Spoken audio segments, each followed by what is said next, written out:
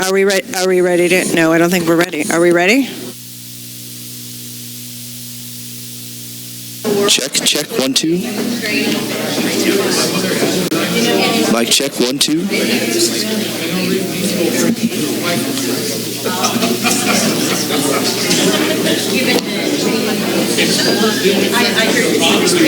Check, 1, 2. Mic check, 1, 2. Can you hear me now?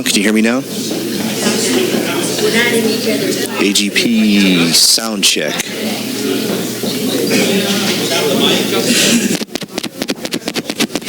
Yeah. Okay. We're almost there. Oh, there's sound. We're going to get started here in a minute, folks. We're just waiting. Equipment up and going.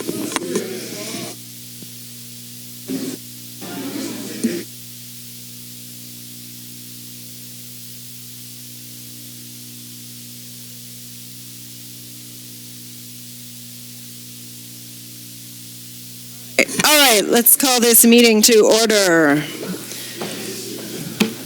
Welcome to the February, is this February? Yes. Welcome to the February 23rd meeting of the Cambria Community Services District Board of Directors meeting. Let's start first with the call to order and Pledge of Allegiance. Please join me. I pledge allegiance to the flag of the United States of America and to the republic for which it stands, one nation, under God, indivisible, with liberty and justice for all. Thank you. I see we have full attendance in the audience and here at the board level.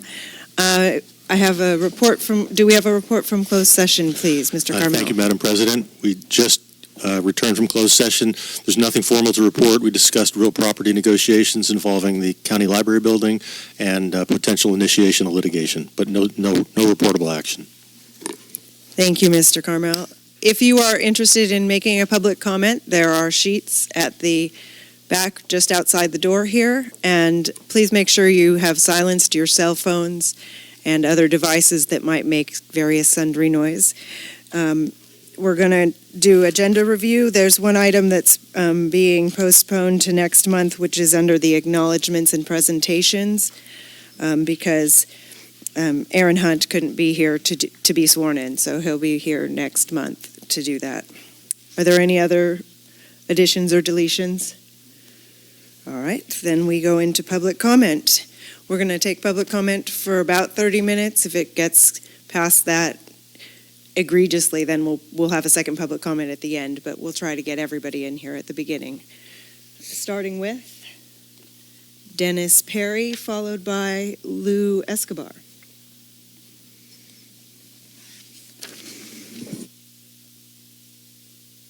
Can you turn the microphone on? How's that? Thank you for a couple of minutes to speak. Actually, I'm not here to give a speech, but to ask a couple of questions. We are new residents of Cambria. We actually just closed escrow yesterday, but we have been living here since April. We have, with our neighbors, been calling the Community Services District since April or May, inquiring about the dead and diseased trees that are on the private property on the lot across from us. It's now become an emergency. We were evacuated from our house on Sunday so that a falling tree could be removed. Thanks to the swift and decisive action of Captain Emily. She was very helpful in getting us some help. But this is an issue that we've been raising for some months now, like 9. And when we call, we get finger pointing back and forth from one agency to another, to the fire department and back, to the county and back, and we're just not getting any help with this.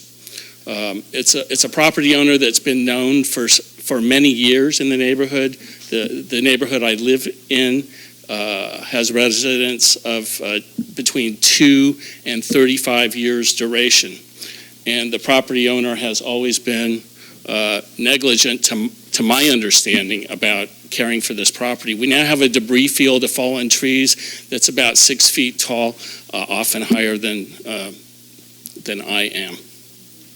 Second question I would have is, how is it, as brand new residents, we are subject to what appears to be a $600,000 fine for not having filed reports for what I read to be about 2 years? Those are my questions. Thank you. Thank you. And I think we will be addressing both of those questions as part of the general manager's report. Next up, Lou Escobar, followed by PJ Webb. I have a question and would like to make the board aware and the people here in attendance today about the state of California earthquake brace and bolt program, wherein eligible homes can qualify for a $3,000 grant and or a 20% discount on their earthquake insurance. Turns out that Cambria and the county of San Luis Obispo is not eligible for that. And I'm asking why. I think we all pay taxes, and I'm sure that's where the money's coming from for the individuals that do qualify. So that's the purpose of my being here today, and make you aware of it. The people I have spoken to in Cambria about it were not aware of it, and no one so far says they know anything about it. I did go to Bill Mauning's office yesterday, and they didn't know anything about it. So they're going to look into it and get back to me and let me know what they think. So thank you very much for your time. Thank you for bringing it to our attention. Next up, PJ Webb, followed by Christine Heinrichs. Hi, my name is PJ Webb. I'm a public interest attorney here in Cambria. I'm going to bring this down because I'm standing on my tiptoes. Many of you know me as the chairperson of the Monterey Bay National Marine Sanctuary Advisory Council. I'm an advisor to the sanctuary management. I represent this community and our region, but today I'm speaking to you as a Cambria resident. At the Sanctuary Advisory Council, we frequently receive scientific information about the monitoring and study of climate change. We're advised by a research panel of over 20 marine scientists. At the Gulf of the Farallones National Marine Sanctuary, Dr. Jean Legier was the lead for an extensive assessment about the vulnerability of the north central California coast. That is 479 pages long. I have given copies of the title pages if you want to look at that document.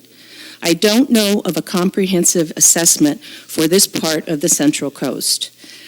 The beauty and of a national marine sanctuary is that you have these scientific research focal points, and you have scientists who will actually work for free to help advise you.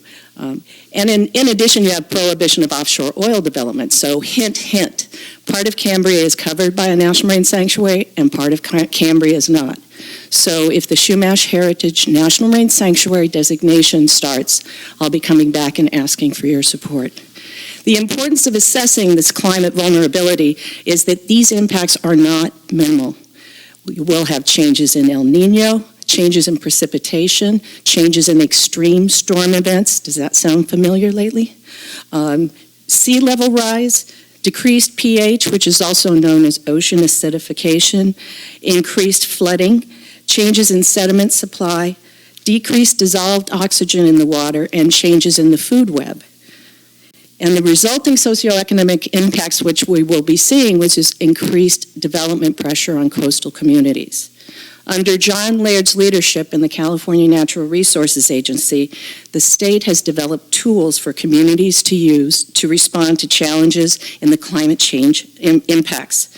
I would like to ask you as leaders to incorporate a vigorous analysis of climate change impacts in your decisions as you make policy decisions, specifically in infrastructure design, location, and operations. Thank you for your service to the community, and please feel free to contact me if I can put you in contact with other resources. Thank you very much, PJ. Could you leave your contact information with Monique? So in case, thank you. Christine Heinrichs, followed by Ted Key. Good afternoon. There's so many issues on the agenda today: crumbling infrastructure, public agency reprimands, possible fines in the hundreds of thousands of dollars. And thank you to the General Manager for notifying the public of the public records requests. As the Regional Water Quality Board made clear in its notice of violations, they are happy that citizens are watching over events in Cambria. You note that each one does not necessarily reflect the extensive nature of each request. My name was cited some months ago, but that request couldn't have taken much time because I still haven't gotten any responses. Engineer Bob Greshens has still not responded to those questions that were submitted in October. I do renew my request for answers to those questions today. They were submitted by a group of people. This has a whiff of attempting to publicly intimidate those making public records requests, but please be assured that the public will continue to require you to inform the public of its business and finances. Informing the public is a requirement, not an inconvenience. Our crumbling infrastructure, the Stewart Street water tank, the 6-inch water line at Lemert, the decisions the board has made and the staff's inability to carry them out are mystifying. The board now knows that Cambria did not need the water to get through the drought. We did that by conserving the least expensive alternative. The board now claims the emergency water project was actually built for growth, which was not what the community approved. Is it the intent to sell the emergency water facility to a private owner, to run Cambria so far into debt that the solution will be to get money by selling off our infrastructure? Noam Chomsky, an analyst of these things, has said that's the standard technique of privatization: to defund, to make sure things don't work, to get people angry, and then you hand it over to private capital. Indeed, our emergency water facility is actually owned by TPB Investments, which is a wholly owned subsidiary of Western Alliance Bank. The board financed it with an installment sale agreement, which is an unusual way to finance public utilities. There are many problems surfacing. I ask the board to change direction on Cambria's future. Rather than planning for growth, let's take care of business for current residents. In the wake of these and other problems, please consider replacing the management staff for cause. Thank you.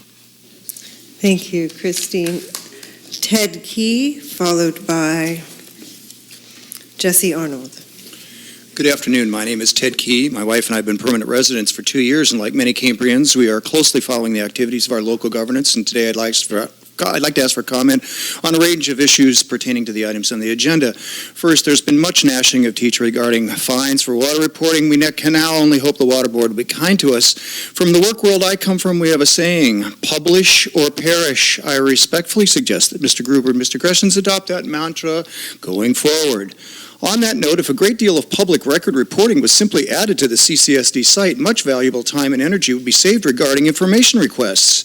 Additionally, where is the infamous EIR 3 years in the making? Will it include the effects of hauling effluent? Won't we also need an EIR for the biomass plant regarding noise, if nothing else? I would like to know why we are spending so much money for consulting and a lobbyist. I'm seeing upwards of $30,000 a month for these services. We need monthly accountability regarding what actual services ratepayers are receiving for these expenditures. Additionally, now a new professional services agreement for tax recovery compensated at 35% of the recovered amount. Don't we have someone on staff that can perform the same accounting? Finally, we need yet more EIR support, continuing to swell the EIR costs, or the EWS costs. Storage tanks, waste treatment plant, and leakage issues must take a front seat for us before any new services are granted. We must deal with our infrastructure issues. We must develop a replacement plan for the wastewater plant. The Band-Aid box is almost empty. We also must do better regular maintenance on tanks such as the Stewart Street location. These and other tanks we may construct are very costly, and we must do all we can to keep them operating. I fear neglect was the fate of the Stewart tank. Additionally, let's be sure to get grants in the bag before we start construction on them. Further on the leaking issue, 14% system loss is unacceptable. These leaks can and must be found. Why are we paying CDM Smith to conduct the second tracer study? Due to their hydrogeological modeling failures, they failed the first one, so the second one should have been at no cost to ratepayers. Please provide us the results of the second tracer study or post it online. Also, please share with us the new contract for CDM Smith for the desal. What tasks are there and how much does each one cost? Regarding effluent, why was so much still in the evaporation pond? What did happen to all the effluent from the tracer tests? Why has there been no public CSD discussion on effluent at any time from September to January? The Water Board confirmed with the Cambria CSD that stormwater flowed into the evaporation pond twice so far this year. Now we have to jump through hoops to handle the waste correctly. The percolation ponds have been reported to be overflowing into San Simeon Creek, making pumping waste into them very questionable. The EWS was taken offline in late December. How many days does it take to shut it down?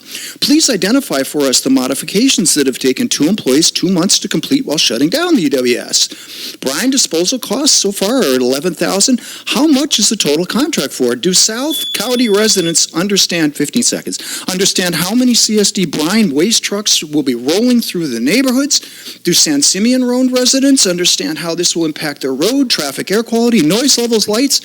What times of the days will trucks pick up the brine? I've asked for a considerable amount of information here, and so I provided copies of my comments to facilitate the board's response. Thank you very much. Thank you, sir. Jesse Arnold, followed by Jeff Heldman.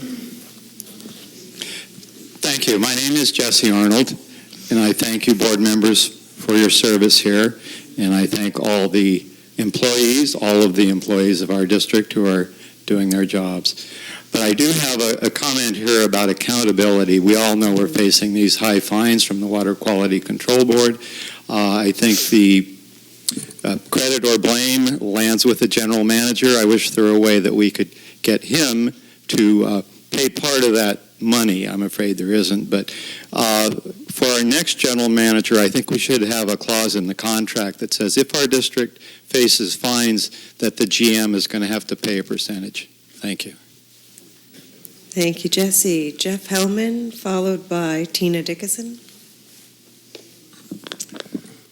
Hello, board. A couple of different things I want to go over. First of all, I'd like to remind the board that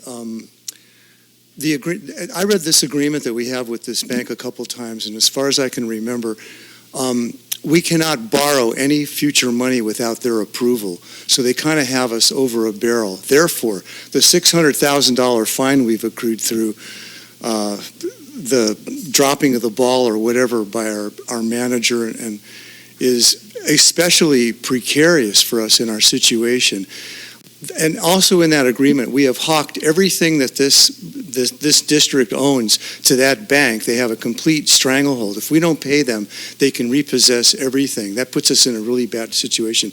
That means that it's truly catastrophic that management has allowed us to rack up the kind of fines that we have. We're like at the edge of a cliff right now. Second thing I'd like to say is I haven't heard an apology yet from Mr. Gruber to Tina Dickinson. His attack on her, in my opinion, was very, very Trump-esque.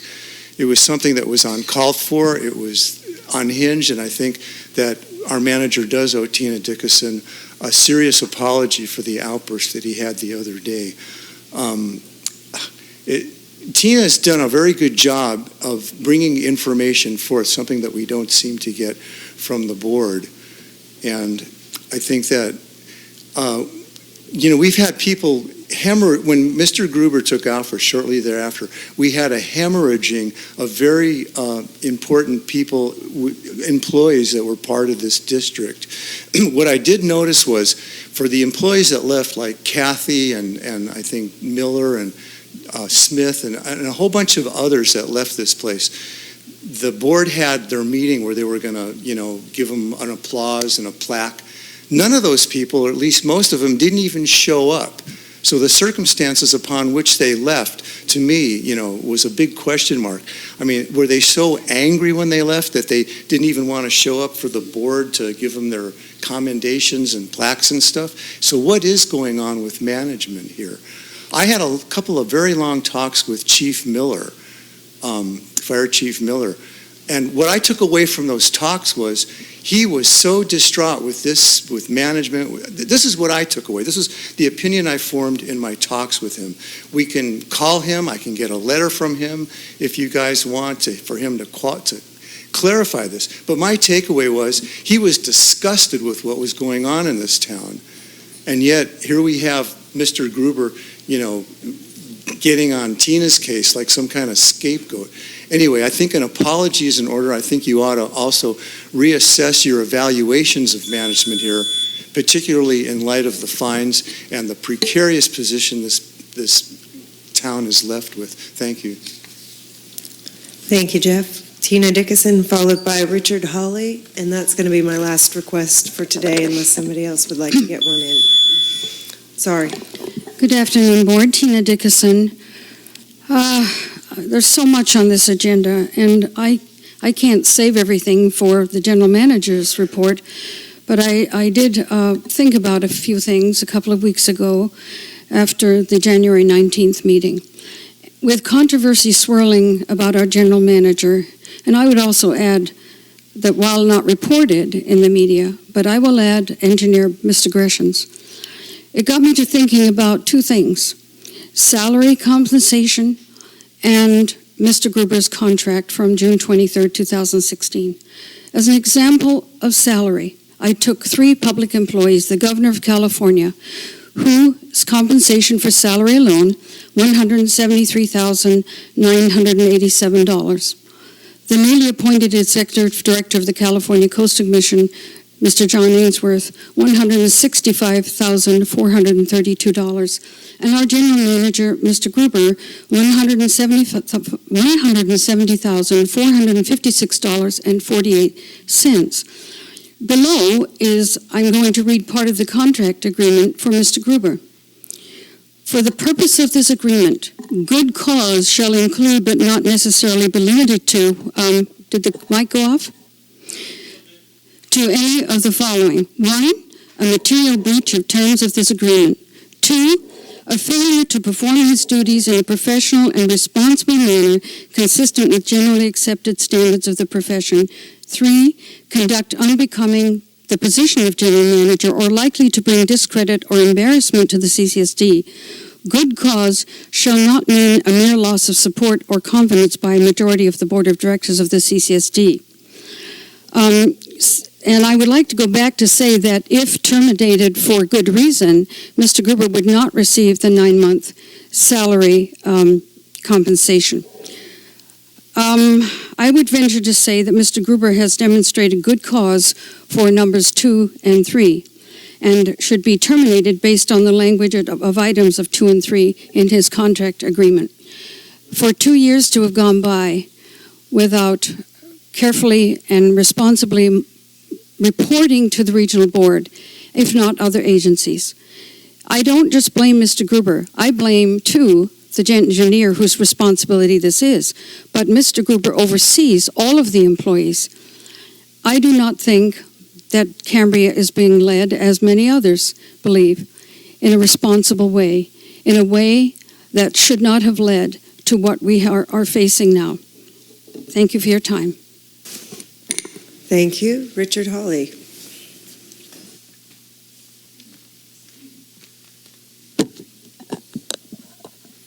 Good afternoon.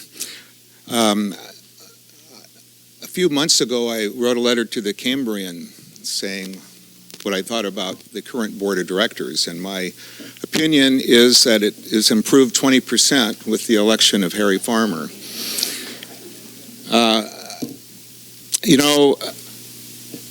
The responsibility of these fines rests with the board. It doesn't rest with Mr. Gruber. No one's managing Mr. Gruber. This board is responsible. And I hope you start doing your job. We hear this all over the country, that elected people aren't doing their jobs. And each one of you, with the exception of Mr. Farmer, have not done their jobs. Mr. Gruber is getting away with some serious issues here, and the ratepayers in our town are paying for it. I hope you start doing your jobs. I hope you bring Mr. Gruber's issue of his job up for reevaluation. I have no animosity against Mr. Gruber, but I don't think he's doing an adequate job for our community. Thank you. Thank you, Mr. Hawley. I'd just like to briefly comment that many of the questions that you all have asked will probably be addressed in the general manager's report. And this board has not had a chance to meet and discuss anything related to the notices of violation. So that's something that will be done going forward. And so I'm just going to say that about that, and we'll discuss that during future agenda items.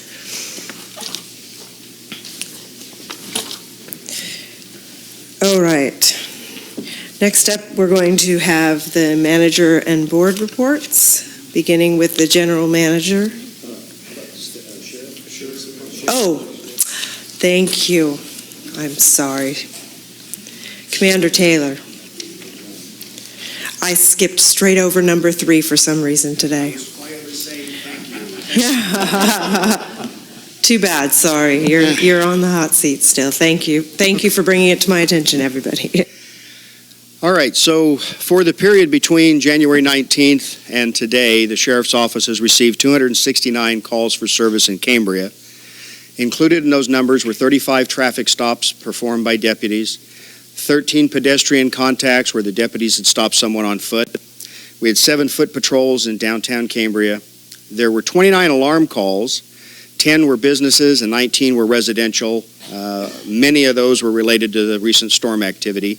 There were no losses associated with any of them. We had 8 incomplete 911 calls that required a deputy to respond, but there wasn't anything of worth reporting that came out of any of those. We had 10 disturbing the peace calls. They ranged from incidents of domestic violence to loud music. We had 1 vandalism report. No, correction, we didn't. We didn't have any vandalisms for this month, but we did have 4 theft reports. We had a theft report from a resident on Harmony Ranch Road just outside of town who reported that a horse that they had purchased in Mississippi had not been delivered, which was kind of an unusual case for us.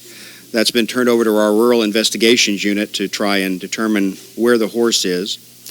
We had a theft from an unlocked car on the 24th of January at the corner of Newton and Latham Place. There was clothing stolen from the vehicle.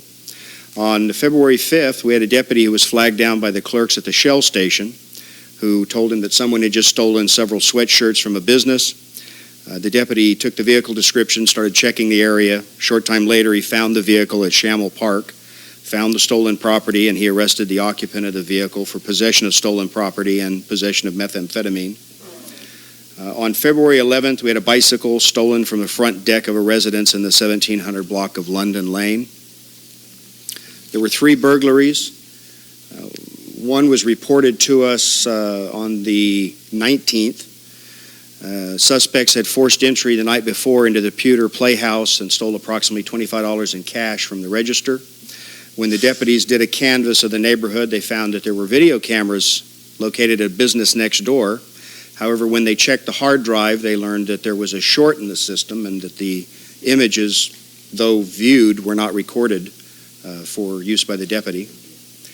We had 8 storage units also on the 19th that were reported burglarized in town. There was $800 in damage done to the storage unit doors.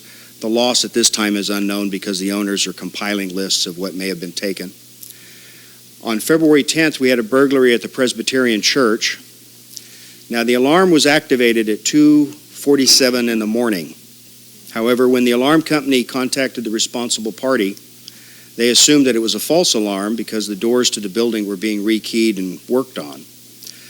When the responsible people from the church arrived at work, they found that the church had been broken into, that suspects had forced entry through several doors using pry tools, and that they had stolen computer equipment, bank records, blank checks, and other instruments and items of value.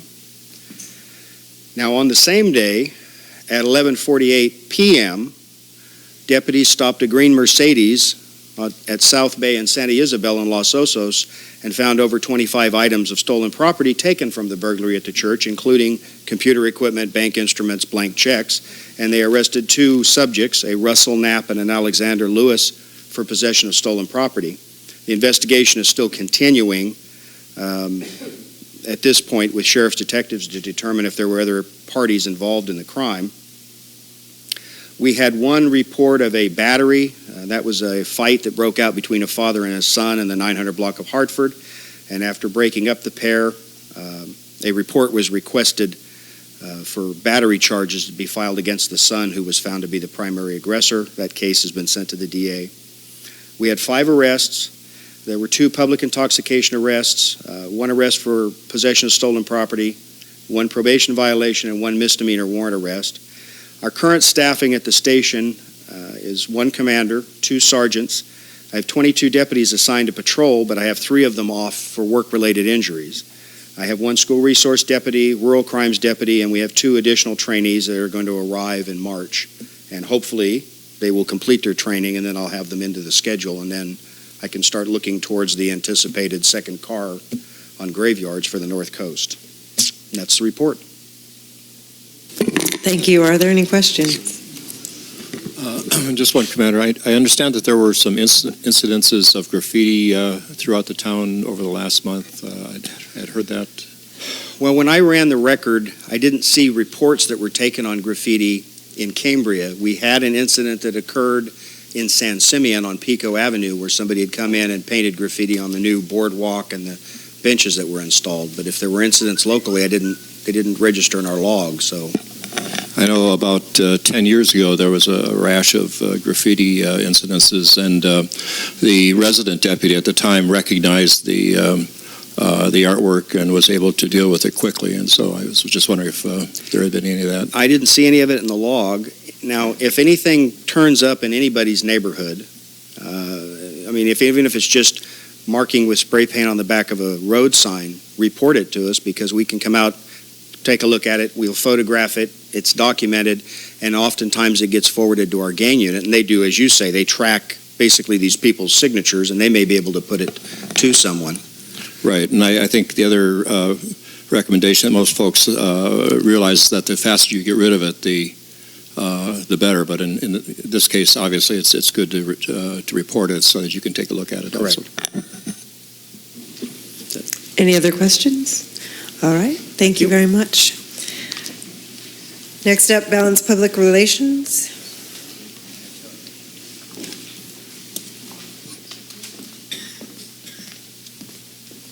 Thank you, Madam President and members. I do have not a quarterly presentation, but I would like to go over some highlights if possible. So I don't know if we could throw those up on the screen. There we go. It's let me just go over a few items. Been mentioned, tree mortality. First and foremost, the end of the process of last year has led to 3 super important bills I think the board should be aware of. The first being an assembly bill that talks about exemptions for personal use of timber. So in other words, taking down your own and having the ability has always been not an issue. So now this is an exemption. So if you mentioned residents who have the ability themselves to do that, where state law used to step into effect, we used to have to go to the state and get approval, this bill will actually exempt that.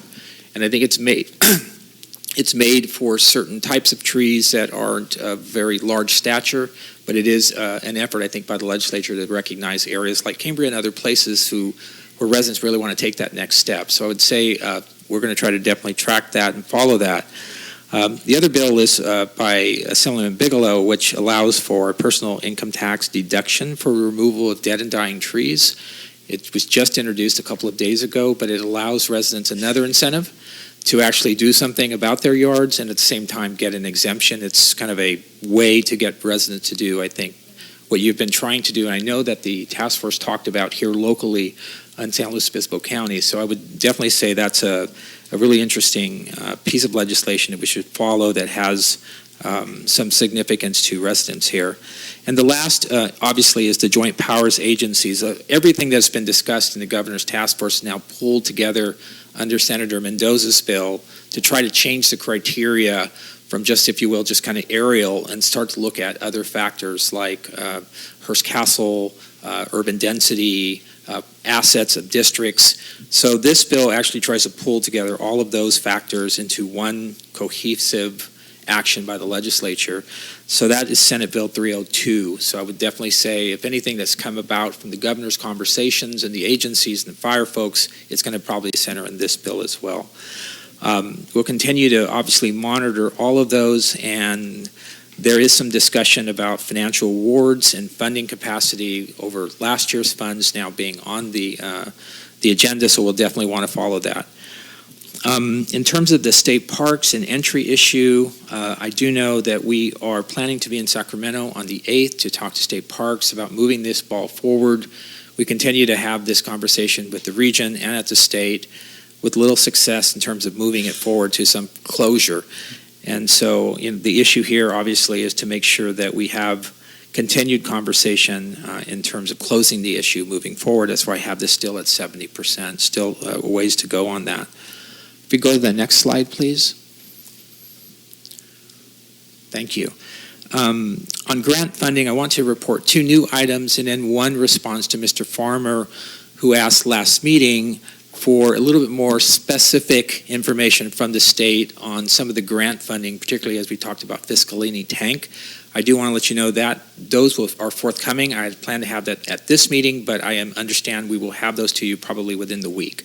So I want to make sure you know that we're being responsive and you wanted to see some concrete on that and some written documentation between the state and ourselves, and I will make sure that we get that for you. Hopefully have this for you by the meeting, but I was told yesterday that we will probably have it later in the week, if not early next week. So I will make sure, Mr. Farmer, we get that to you.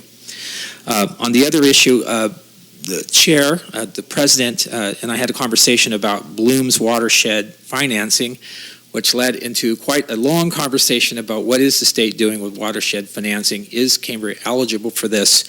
Had many conversations on this since with the Army Corps of Engineers, and it all centers on, no, the state does not yet quite know what it's doing. So in other words, summarized by saying the governing boards and the governing areas of this particular part of law are yet to be still put together.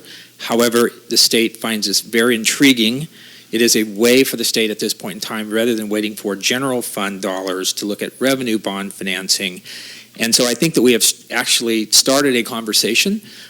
We'd like to continue that conversation with our board and obviously not only the Corps, but to make sure that we have some conversations at the state about this new level of funding that could be available. But I too was surprised that the state had not moved.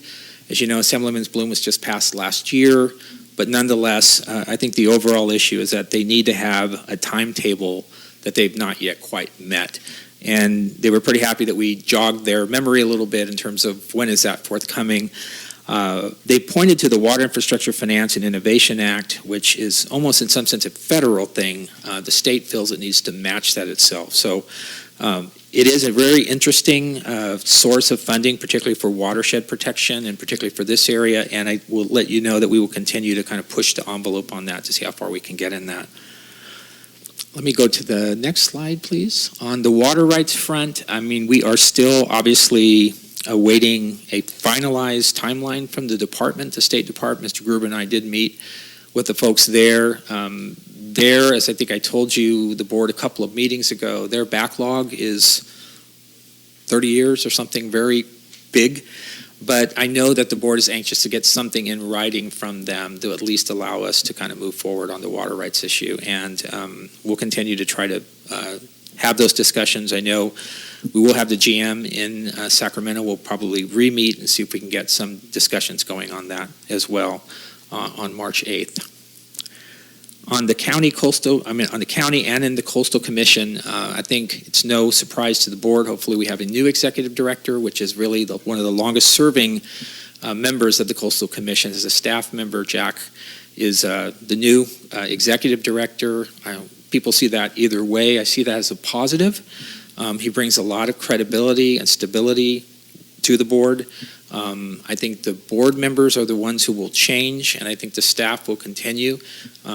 Staff. It's kind of the governor's wish. Remember, the governor makes that appointment, not the board. And in some sense, the board will see continuing to redefine itself as we go through this period. I expect at least 5 or 6 more new coastal commissioners by the time you have your coastal committee meeting here in September. So the world will be very different, I think, at the Coastal Commission by the time the meeting is set here in September. So I would just expect that we'll continue to update you on that. And I do know that I'm pretty sure that the board will be quite transformed by the time it lands here in Cambria. Just which way it ends up, I have no idea, but I think definitely there will be a big change on the Coastal Commission. On the grant, Prop 84, we are still awaiting our 5% funds. I understand that that is in process. It just needs to be signed. All the paperwork is in order. The county's done its part. Your district has done its part. We just are awaiting the state to hopefully write that check and hopefully get that into the district's coffers. On the education and outreach front, we are still planning a day with the board. We encourage all the board members to attend. It is a day that we will probably talk about not only a whole bunch of items dealing with fire suppression and tree mortality, but a whole host of other regional types of approaches. You should all know your policy members. You should all spend a day. You should spend 30 minutes, not with just Mr. Monning, but everyone that is really affects everything that you do here. That would include Hannah Jackson and a few others. I know that the GM and I have had these conversations, but I think it's the board's president's wishes, what I think is correct, that as many members participating in that type of discussion is important, just for continuity and for clarity in terms of what they expect from us and what we are looking at as well. So we're targeting that day hopefully around April 15th, but we'll work with the board to see what that looks like. Just so you know, that day is probably just a full day. It literally is 20-minute meetings all the way through from 9 o'clock to 5 p.m. Two other items that are new to the agenda, the Forest Climate Action Plan. We have looked into this. I think it's been mentioned by the president of the board that the fourth assessment is now out in draft form. We will go through that even more than we have thus far, but we'll probably make a board presentation on how this affects Cambria directly. The first three assessments didn't. The fourth in draft form does. So we want to make sure that the board understands where you fit in that policy realm. And then the last, I know that you have some discussion on this in your board a little later about the new facility and the use tax and the 35%. Had some conversations. It is interesting. It is complex, but yet it probably can be resolved somewhere in discussions with the state. And so we're waiting for Ann Baker and a few others at the Board of Equalization to work for Betty Yee to give us a better path of how complicated is this, bottom line. So I think we have not gotten that because it is at least more complicated than me being able to explain to you what that path looks like. I'm not sure what the board's going to do on that today, but I would say that you should have some response from the state in terms of the difficulty of this 35% as it ties to desal, but it is forthcoming. It is not as simple as saying, here's the answer. So I'll just leave the board with that thought, but it is being looked into at the state level. And with that, I will take any other questions board members have. Thank you. I do have a couple of questions. I don't know if you've been in touch with folks on the Coastal Commission staff about our project and the notices of violation that went out, that also went out to them, and there's some other issues that are going on. And I'm just curious who you've been talking to on their staff and with our staff to make, since that's the primary reason for your employment. I would say that we definitely want to talk to Jack about this. He has been very involved, along with Tom Lester and others. We have discussed this. Here's the issue. And I think the board will have to make a decision on this. I'm pretty clear that staff is working in this direction, but it sounds as though they are giving us early warnings on what needs to be solved well prior to this application landing in front of the Coastal Commission. And as things are adding up and moving towards them, I think that it's probably their recommendation and hopefully the board's discussion that we are either answering this in sequential order as we're getting them and answering those questions along the way. It seems that would be the best way to do this. If we try to answer it all at the end, we'll end up in some huge fight.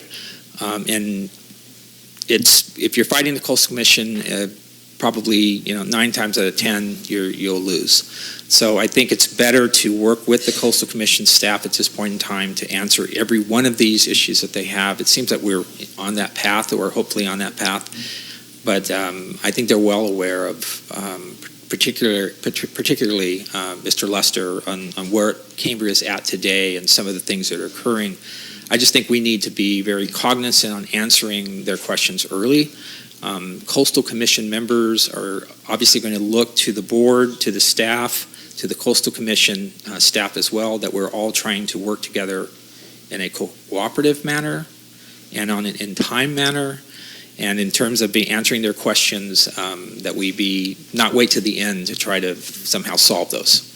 Do we need to be setting up a meeting with a member of the Coastal Commission staff to I think get a sense of where they are, not just the details, but the other issues? Yeah, I would highly recommend sitting down with Mr. Lester and sitting down with our new executive director just to get a sense of letting them know what our path is heading towards them. I will say they're going to be a little reticent because they're very busy, and they're also going to say, you have nothing before us. And so there's really not much to discuss other than the letters that they're sending that are giving us some indication of concerns that they have. But I definitely think if we want to set that meeting up, please let me know, and we will absolutely make sure everybody who should participate in there is there. Other questions? Mr. Farmer. Yes, first, Mr. Flores, thanks so much for following up on the grant funding for the Fiscalini tank, and I look forward to getting that information from you. I noticed when you made the presentation and comparing it to what the material you gave us last month, that the grant funding section was much more extensive. So is there a way, maybe you don't necessarily have to make a hard copy, but if you could just send this to us in an email and we could make copies for ourselves? Because we've been a little bit remiss in the past in obtaining grant funding, and I'd like to know how much you are pursuing this and what we can hopefully look forward to. Absolutely. Okay, yes, I would definitely do that. Thank you. Now, I know you've been in communication with the general manager a couple of times this past month, so I don't know if I'm at liberty to just ask you what it was that was discussed, but I think my concern is, do you feel that you're getting sufficient guidance and direction from the district where to focus your time and energy? Do you feel that's happening with you, or let me just ask you in that fashion. Yes. Okay. I guess that's. I could add a lot more flavor to that, but yes, there are things that we work on, and we have a path. And I think that one of the reasons I put percentages up there is to make sure that you can see some progress. And if there isn't, as I mentioned earlier, we have one that's just staying at, like 80%. That is getting our 5% or 5% check back from the state. There are some that are out of our control, but the percent stays the same. State parks and looking at some of the ways to monitor, that's really in the state's hands. So I get a little frustrated as well as if the percentages don't change. But yes, I kind of feel that there is a path. I would say it is great to have board input, and it's very much welcomed. I think there are things that boards have, new boards have, others have ideas. It's fantastic as well. And we'll continue to add those, as I have for this agenda, at least 2 items that are of interest and that actually pertain directly to the state, to the board from a state perspective. Thank you. Thank you. I missed the number on the second bill. Thank you for the legislative report. You said SB 302 was the third one. I missed what you said. Senator Mendoza is the author of that, and as Mr. Sanders knows, this has been a very long conversation at the state level where the question at the state is the following, that is, great, we're having these task force meetings, but so what? What does it add up to in terms of a cohesive plan with funding from the governor? In the governor's January budget, there was no funding per se for these types of efforts. I think Senator Mendoza's bill is an effort to try to pull together the cores of funding moving through the legislature. I think the issue for us is to make sure that when we look at the criteria that criteria fits Cambria and doesn't leave Cambria out, because one, it isn't in a disadvantaged area. Two, it isn't kind of follow some of the criteria of a whole bunch of dead fuel out there. We have very valuable assets around this area, and in some sense that needs to be weighed. We also have an urban density issue, believe it or not. I mean, it's pretty dense here. Those two are to be hopefully included in Senator Mendoza's criteria for funding, and just to say, we don't really know what the number should be, but we do know that the criteria should be there for this area. Okay, so there's no number on the legislation, is that? On that, yes, it's Senate Bill 302, I think. That was the one that you described after that. You can, if you would just forward that to me, I'd like to track that one. Yeah, if I could, while I'm here, just so we know, there's AB 425, which is the exemption for residents to be able to take certain size of trees out of their own property without violating a timber law that we've had on the books for forever in the state of California. That is, Anna Caballero is the author of that. Okay. The AB 524 is Assemblyman Bigelow's bill that allows the personal income tax exempt. It allows you to get a personal income tax gain if you're actually doing the right thing. Very interesting bill, kind of out there, but it'll be interesting to see how the legislature deals with that. And I think the reason for that is he sees in his district as well, given its remoteness, that there needs to be some incentive for people to do these things, or it just gets worse. Okay, And the that's the one I was interested in. Yes, I'm sorry, yeah, and of course AB 302, which is the culmination of all of the task force recommendations by Senator Mendoza. Great, thank you very much. Can I just say one last thing, Madam President? I'm sorry. Next board meeting, there are going to be many, many more bills that pertain to you, but these were the first glance. Bills just came out on Tuesday, but I will have a more fuller report, and I'll get that to you actually in email so you can look through the long list. There are things that pique your interest, and we will track those as well. So it'll be a lengthy report. That report probably will be about 100 bills or so, just to look through. And if the board's interested in that, we will track those. Great, thank you very much. Thank you.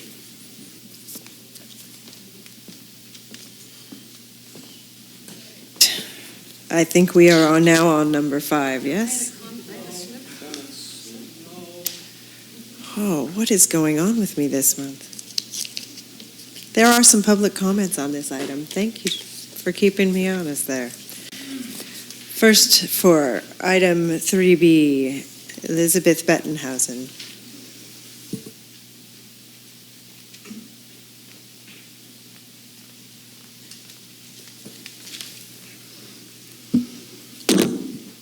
Sorry, microphone. Madam President, I am here even with the Cambria allergy plague that's going around, and I will leave at 3:30 because I treasure tutoring a first grader at 4. But I want to say something. Back when I taught undergrads and graduate students, I would try to start each semester with this comment to them, which I told them, please take very seriously. I said, you're paying money for me. You're paying my salary. And if you think I'm not giving you what you're paying for, quite apart from disagreements on theories, please let me know. And they did. That is an introduction to my comment right now on 3B. As I vaguely recollect, we hired the balanced public relations people to give us money somehow. And I want to read my paragraph so I'm clear. The expenditure for each month is now at $8,500, not counting expenses, to hire this firm. Where are the benefits of that expenditure shown in the revenue section of the budget? And I've really been looking at the budget. For example, $2,833.34 per month is an expenditure for the so-called sustainable water facility. Do the revenues for the sustainable water facility increase because of this expenditure? So far, there is not a penny evidence that they have. If so, how and when and in what fiscal year do we legitimately expect to see an increase?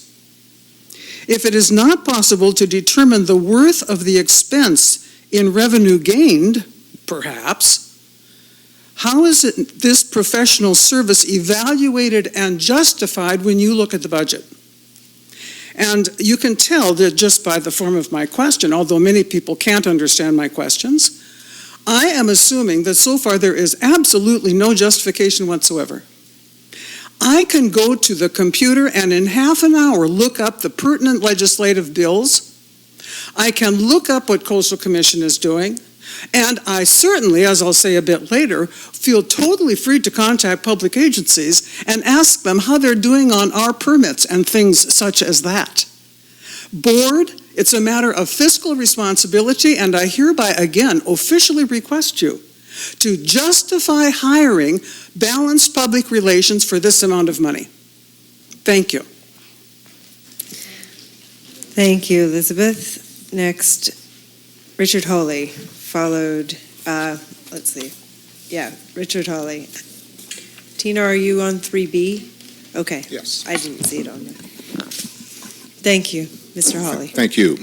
And I just am astounded, once again, that we were charged $8,500 plus expenses to find out that we have a new executive director of the Coastal Commission, and that the Coastal Commission Board of Directors changes.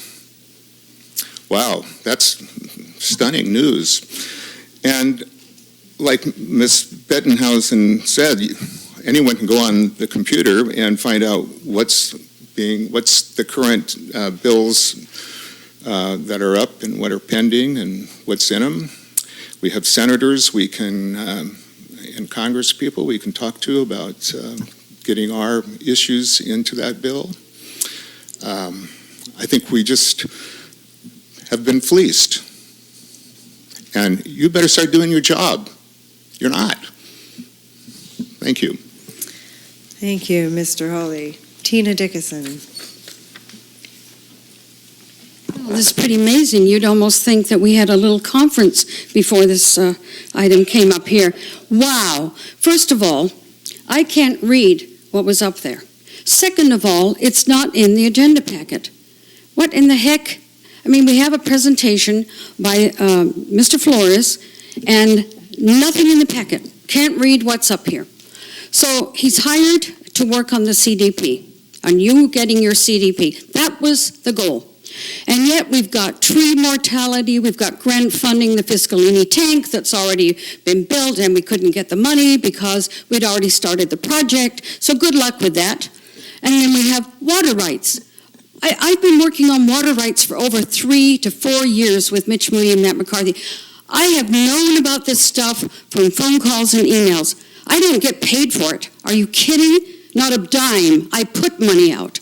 And I'm getting, and as far as what a couple of other folks brought up, yes, we do know, we read the papers, it's in every paper pretty much that I've read, from the San Jose Mercury to the LA Times to the SAP-B, that we have a new director, and his name is Mr. John, but he's known as Jack Ainsworth. We all know that, I believe. Nothing new. And we do not need a lobbyist to get you to talk to Mr. Ainsworth or Mr. Luster.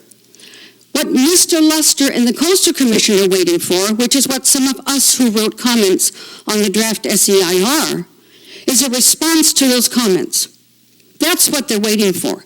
Not some little, we got to get this meeting together. No, they're waiting for the comments, just as I'm waiting for a response to my comments. It is absolutely ridiculous that we are spending, when we're broke, up to, I don't even know how much more, past $10,000. With all due respect to Mr. Flores, I happen to like him. But I don't think this district can afford him, and nor do we need him. I can do the work that he's doing for you, which I do myself anyway, for zip. And it is really frustrating to come to a meeting when all of this stuff that's up here is not even in the packet. Absolutely ridiculous. So staff isn't doing a job either, as far as I'm concerned on this.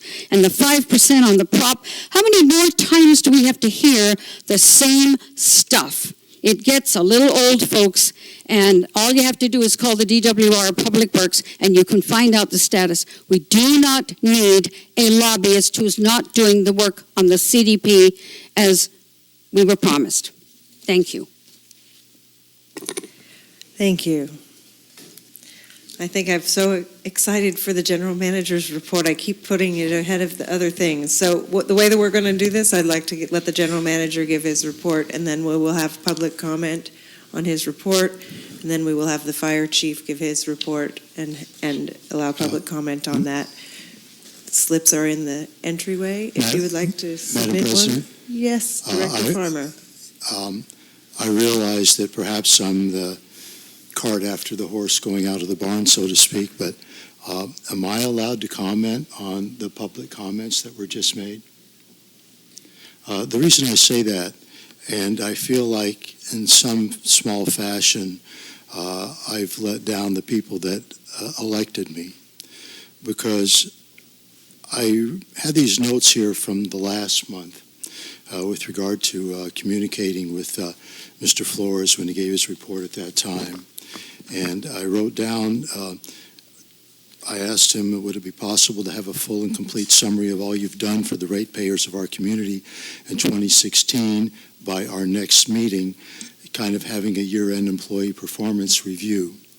And in listening to what the comments that were just made, perhaps we could ask Mr. Flores, and it sounds like he's got his plate full right now, but perhaps he could come back at the next meeting and provide that that information to the board and to the community, so we actually can get some idea as exactly what he has contributed to the well-being of this community and gotten us for the $8,600 that we pay him every month.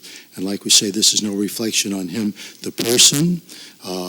He's only capable of doing so much, perhaps, but perhaps we could request that of him. Thank you, Director Farmer. I tend to agree, and I think that a review of what he has accomplished for us in the past couple of years since we have brought him on board is an appropriate thing to do when we're looking at the budget and seeing if this is something that we can continue to fund, and if he wants to continue to be working for us, it's a good idea to have that kind of summary so that the board has something we can use to, as Ms. Bettenhausen said, show why we need to be having him on board. Right. We should probably be legitimizing every expenditure that we have in this day and age at the CCSD. Thank you. Thank you. You're on, Mr. Thank you, Gruber. Madam President and board members. The first public comment from the gentleman that had stated he's been having difficulties since April with his trees. On a future agenda item 7A, this is a public hearing and consideration adoption of ordinance amending the Community Services District Municipal Code and adopting and amending existing California Fire Code.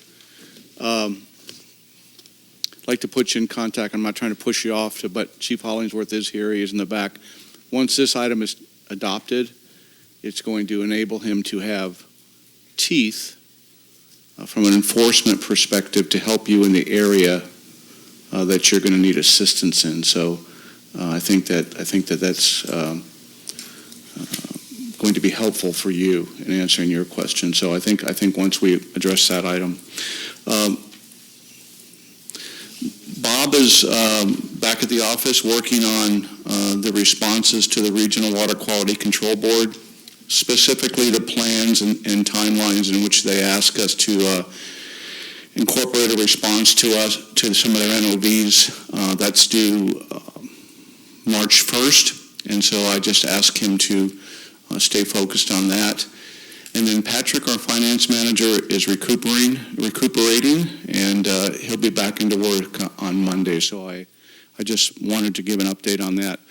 I'm going to start out kind of in a reverse order from my general manager's report, if that's okay with the board.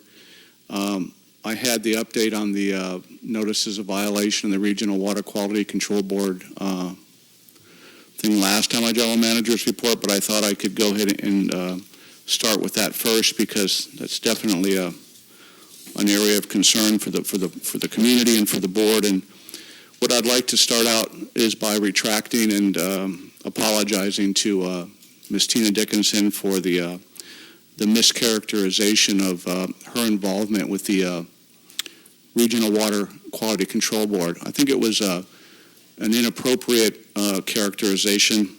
When we met with the Regional Water Quality Control Board on February 1st, one of the things that they articulated to us is that they're not hearing from us. Us meaning the CSD staff. And they are hearing from Ms. Dickinson and other members of the community. And I think that's was a wake-up call for us. They do need to be hearing from us. And so, again, I think that was an unfair statement. Second of all, I think I'd like to retract and apologize to the Regional Water Quality Control Board staff when I said that they probably feel the same way that I do. Again, that was a mischaracterization. I don't know how they feel, although I know that they feel that we're heading in the right direction, resolving some of these NOVs. And so publicly, I'd also like to retract that statement and apologize to them. With that being said, I want to just read a brief statement. I don't know how brief it is, but on the progress we've made since the February 1st meeting with the Regional Water Quality Control Board. And to assure the CCSD Board of Directors and the public that we're resolving, in the process of resolving and addressing many of their issues. But not just to say we're working on it and resolving it, but to kind of put a plan into place that's going to help us in addressing some of their long-term concerns, but also make sure that this doesn't happen again. And I think that communication with them is important.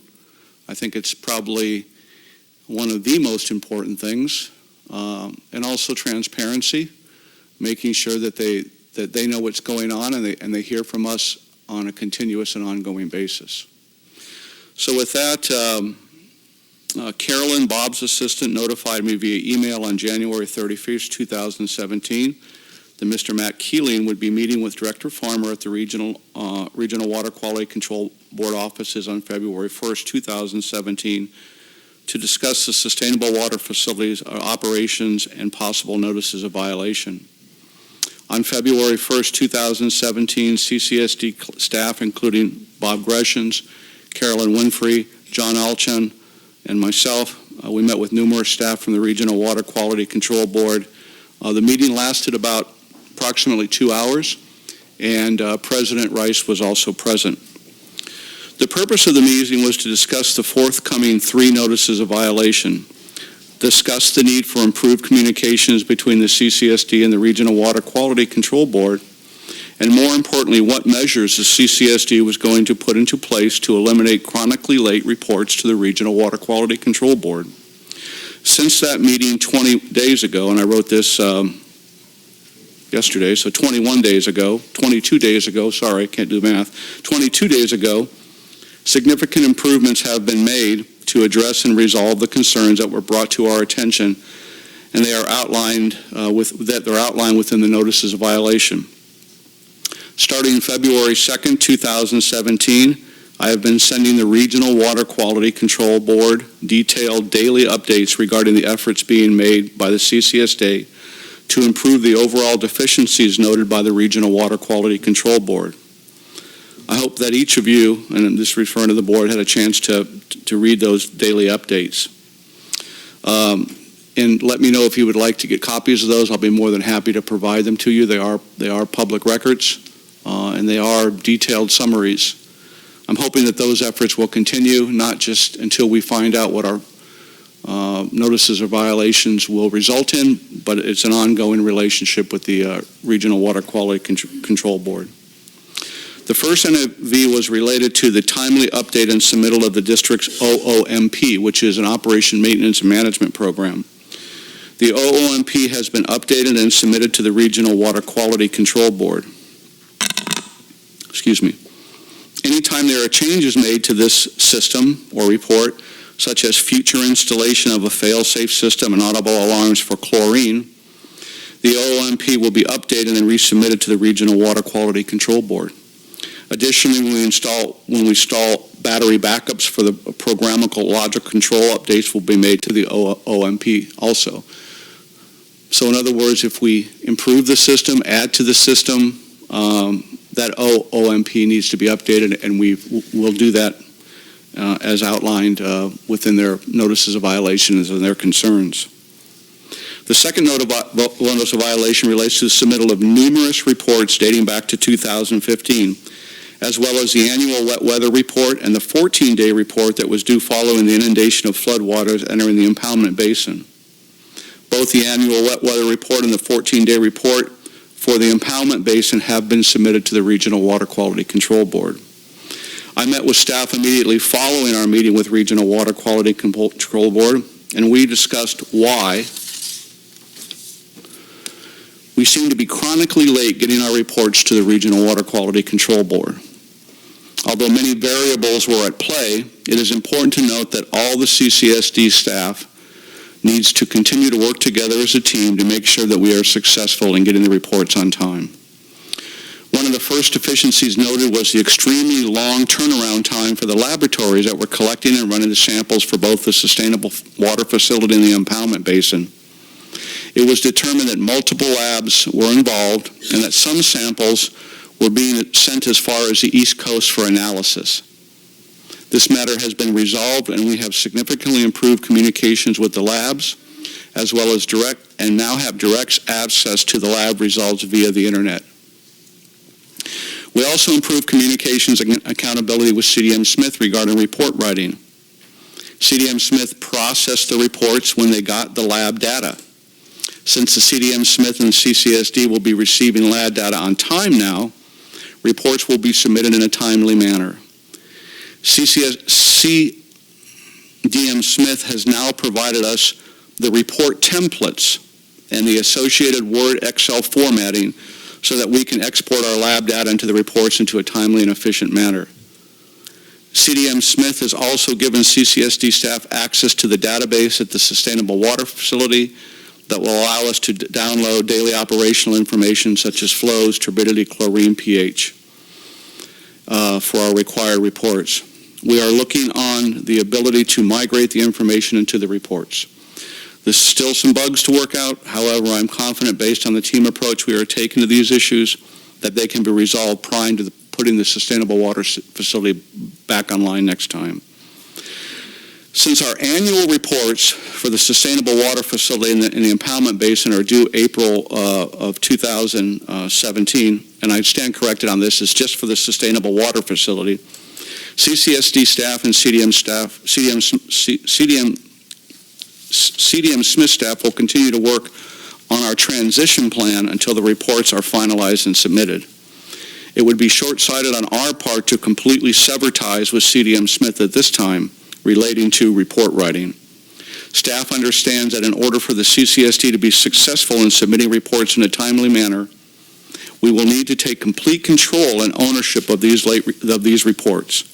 With that being said, both the December and January self-monitoring reports have also been submitted on time to the Regional Water Quality Control Board. There are numerous other operational improvements that staff has made as outlined within my daily summaries. And again, let me know if you need copies of those.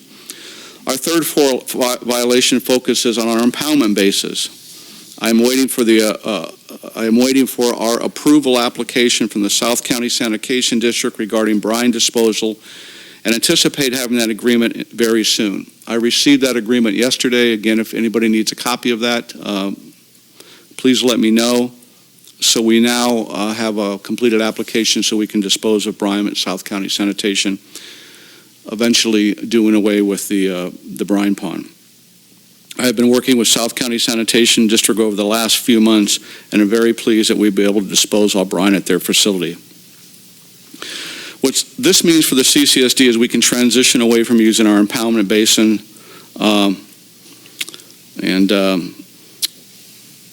there was another violation noted by them within not notifying them 24 hours in advance of the impoundment basin being inundated with flood waters.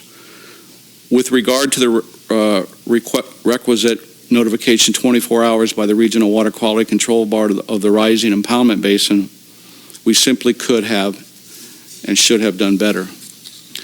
Additional training is critical in all aspects of operations. I will be directly involved with training since I have a strong technical background. Again, continuous communication and transparency between the CCSD and the Regional Water Quality Control Board is imperative. The Regional Water Quality Control Board has commented that things have gotten better since our February 1st meeting. However, the CCSD needs to be first to evaluate, observe, and call when things are not going well, and when things are going well, or when things are not going so well. We have to be the first persons, the first agencies that they hear from. Since the impoundment basin has risen to levels of violation due to flooding, staff has been working closely with the Regional Water Quality Control Board to come up with reasonable and cost-effective methods to emptying the basin. Staff took samples from various levels within the brine pond, as outlined within Table 1 of Title 27. We took samples. We've been in contact with the Regional Water Quality Control Board as of late of today, and there was one particular sample which was boron, which has to be a 0.75 milligrams per liter in concentration for us to be able to dispose of it in our percolation ponds, which is a discussion we're having with them. And the boron concentration came back at 4 milligrams per liter. However, we resampled that, and we think that the boron concentrations that we noted, which 4 milligrams per liter is still really very low, was caused by the preservative put in the sample. So we've collected another sample. We're waiting to hear back from that. On that sample results, and we'll continue a dialogue with Regional Water Quality Control Board in the most feasible way to lower that impoundment basin that was inundated by flood waters. Again, our preferred alternative would be to pump it from the impoundment basin over to our percolation ponds. But again, that has to be something that has been approved by Regional Water Quality Control Board. We have 2 emergency permits right now from the County of San Luis Obispo. One is we installed a temporary drainage ditch to stop the water from inundating the impoundment basin, and the second was for a permit to pump the water from the impoundment basin into the percolation ponds. So we're working diligently, but we're also working in a manner that we want to be environmentally sensitive, but cost-effective also. There's about 90,000 gallons of water per inch in that pond, and so if at all possible, we'd like to try to find a viable alternative for getting that pond down. There are several other plans and associated schedules relating to the impoundment basin that the Regional Water Quality Control Board has asked from the CCSD to complete by March 1st, 2017. I've directed Bob to work with staff in putting these together, and we do have a draft, and I'm looking it over this evening, and District Council will be looking it over, and so we'll be sending that to Regional Water Quality Control Board. And all of the information and plans that they ask us to implement by March 1st will be in place. I touched on several items related to the notices of violations, such as operations, communications, training, and collaboration. I do want to mention one other item that was discussed at the meeting with the Regional Water Quality Control Board, and that is staffing of the facility. Regional Water Quality Control Board feels strongly, and I concur, that the sustainable water facility needs a dedicated individual to operate the system. In the past and from its inception, the sustainable water facility has been a shared responsibility. When Justin ran the facility, he also was the water supervisor. When John ran the facility, he was also the wastewater supervisor. And as part of the mid-year budget adjustment that Patrick and I will be presenting to the board in March, I will be recommending the following actions. First, Carolyn, and I only had a chance to meet with her, who is Bob's assistant, will remain Bob's assistant. However, I will be reclassifying her position as permitting and compliance officer. Carolyn will be directly responsible for generating all the reports from the sustainable water facility to the Regional Water Quality Control Board. Carolyn will also be responsible for tracking all the lab and operational data associated with the sustainable water facility, ensuring they are properly transcribed into the necessary reports. Carolyn has a master's degree in public health and has managed clinical laboratories. Some of the less technical duties she is now doing will be redistributed within the existing office staff. Carolyn's salary would be proposed at 5% higher than Administrative Technician 3. Second, I would like to proceed with hiring a chief plant operator for the sustainable water facility. When the chief plant operator is not running the facility, other operational matters within the district can be addressed by the individual. If approved by the board in March, we need to start recruiting for this critical position so that he or she can be trained and brought up to speed by the end of the summer. In closing, the last 22 days have been very challenging, but also equally rewarding. It is amazing how much we can accomplish together as staff. I feel so fortunate to be able to lead and, more importantly, work shoulder to shoulder with such a dedicated group of employees.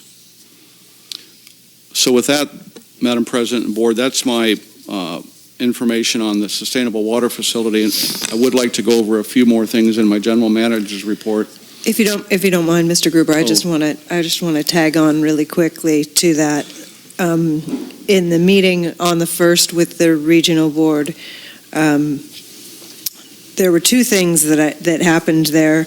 One was it was good to be hearing what it was that was going on their end, but one of the things that started off the entire meeting was we got compliments on the nitrate reduction in the water coming out of the back of the wastewater treatment plant, and how much improved the lagoon is going to be with the reduction of the nitrates, because it's a requirement of the advanced water treatment plant, sustainable water facility, to have a certain level of nitrates that's very low. And we were complimented on that, and I think that the regional board was pretty happy with that. The other important thing to note, those violations, none of them were a dam collapsing or contaminants in the water or the water being unsafe in any way.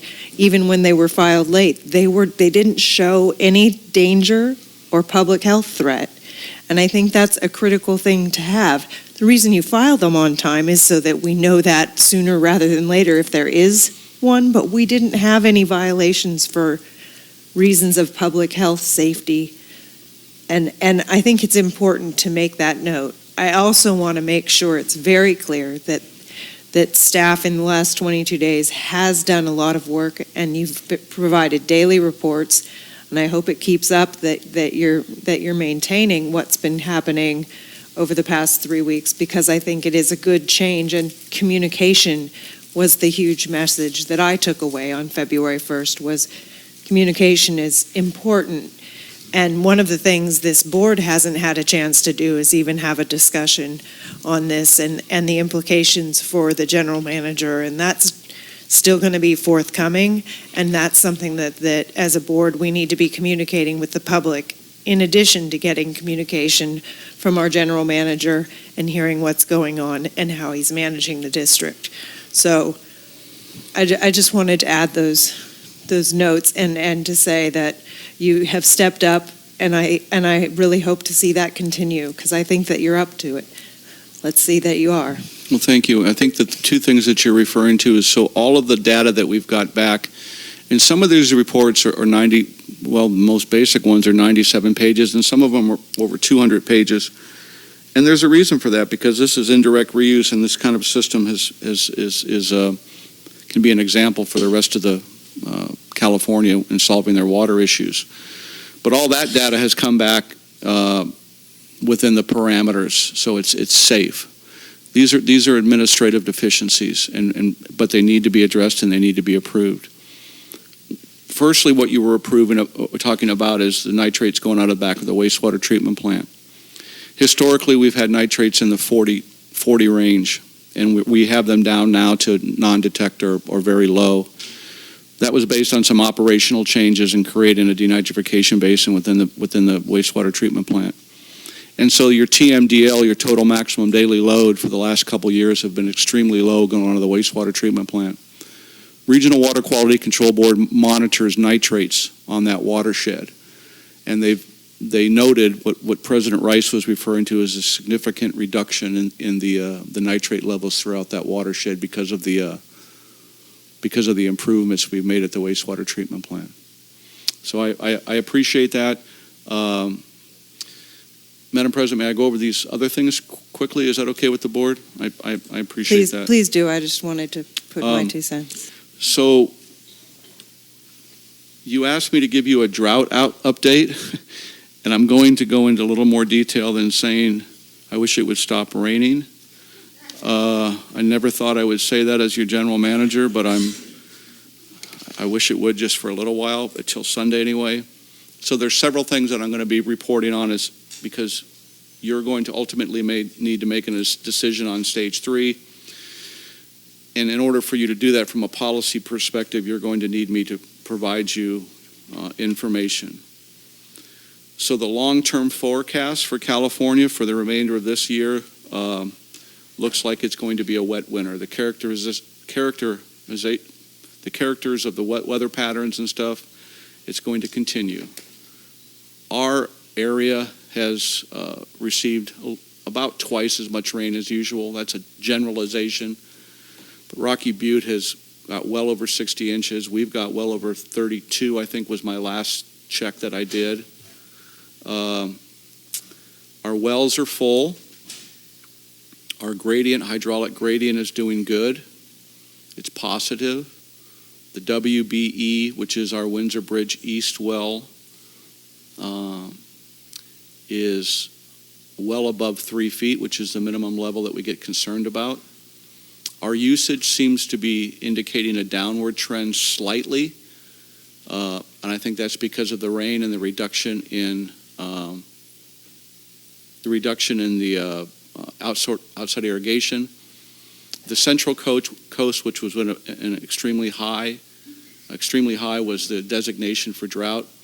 We are now in a moderate, and that's based on groundwater level readings throughout the county, but also the current elevation of the Lake Nacimiento, Lopez, and Lake San Antonio, those 3 variables. And so everything from a numerical standpoint and a weather forecasting standpoint looks positive. So I'll go on to my next one. An update on Resolution 0-2016 adopted February 12, 2016, and that was the resolution of the Board of Directors adopting increases for water and sewer rates effective March 4th. The way that was written, that those rates will automatically go into effect March 1st, which would be 4% increases for both water and sewer. We finished generating a cover letter, a letter to all our customers that will go out today or tomorrow, and it explains why those rates will be going up. In your resolution that you passed in 2016, it allowed for those incremental increases to be put into place due to 3 variables, which was balancing the budget. The water and wastewater have been in deficits because of the amount of money we spent on improving the infrastructure. The second variable is because of inflation. We want to be able to keep up with inflation. And the third variable was because of infrastructure repairs.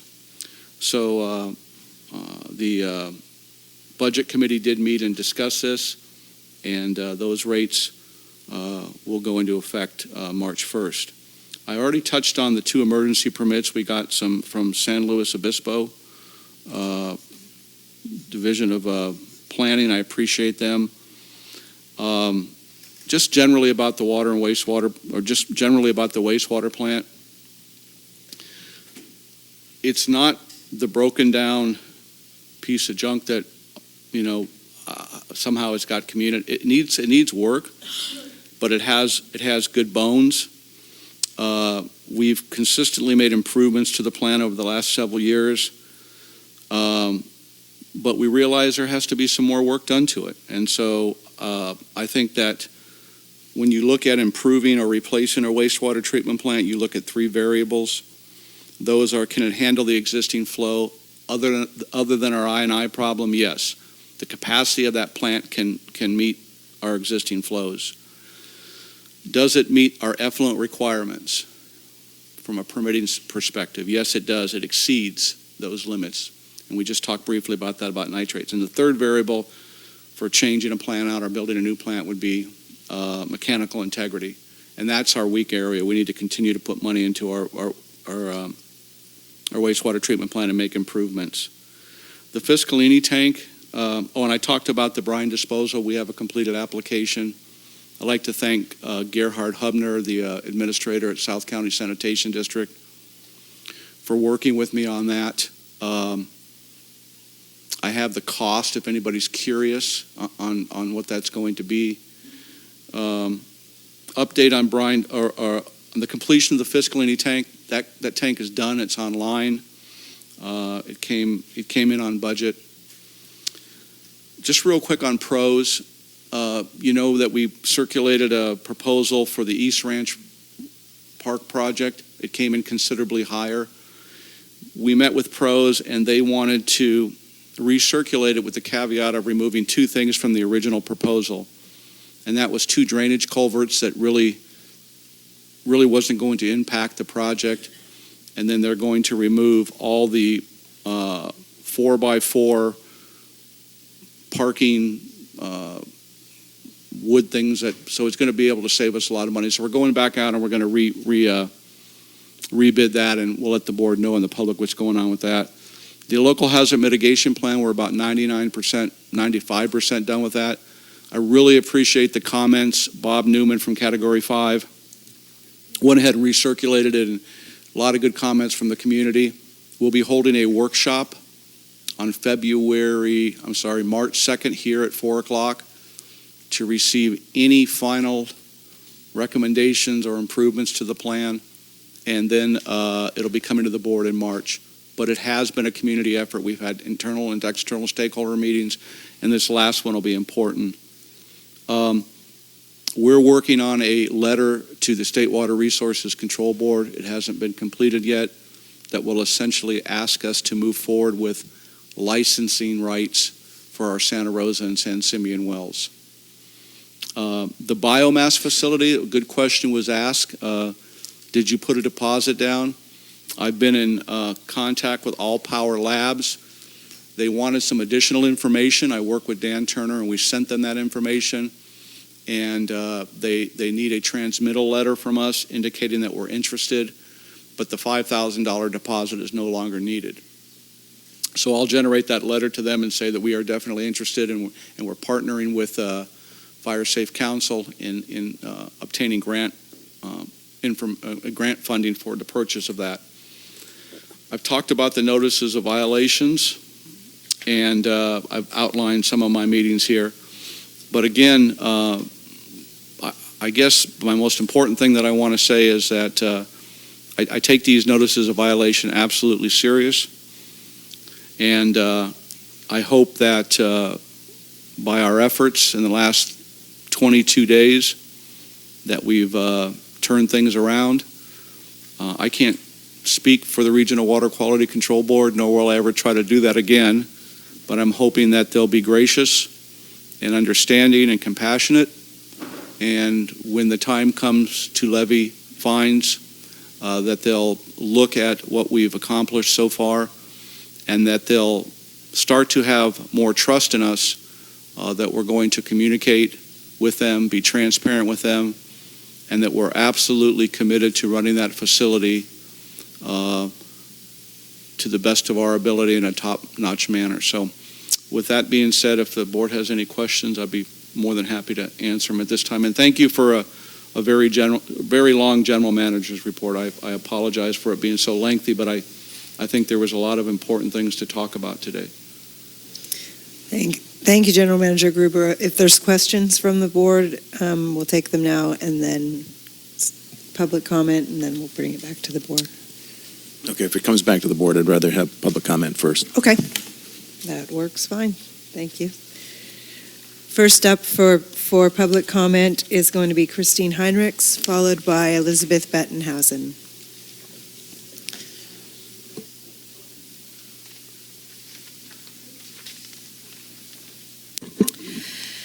Thank you for giving me another opportunity to talk. I don't know. Yeah, the light's on. Is it working now? It's on? Okay. Thank you for another opportunity to talk. I'd like to remind the board that this is not a sustainable water facility. That's not its name. It is not permitted as a sustainable water facility. The only permit it has is as an emergency water facility, and that remains its justification. I'm concerned about the $142,000 that was paid to CDM Smith. Typically in engineering contracts, the contractor certifies that they will include in the contract one test that will certify that whatever they've built meets the requirements as specified in the contract. If it does not, then the contractor becomes responsible for future tests. This is something of an incentive for the contractor to do a good job. By not specifying that in the contract, the Cambria has just committed to these continuing very high costs. Another $142,000 is quite a bit. I think that that should be revisited, and perhaps in future contracts a better job could be done. I'm concerned about the biomass generator. That's been discussed for a year, and I feel that the council is perhaps moving in the wrong direction. It's already applied for a grant to pay for this, but it hasn't really been vetted in the community. Although it had been discussed for over a year, I called the company in January and found that they had no record of Cambria applying or having any interest in this. They do have quite a lot of information.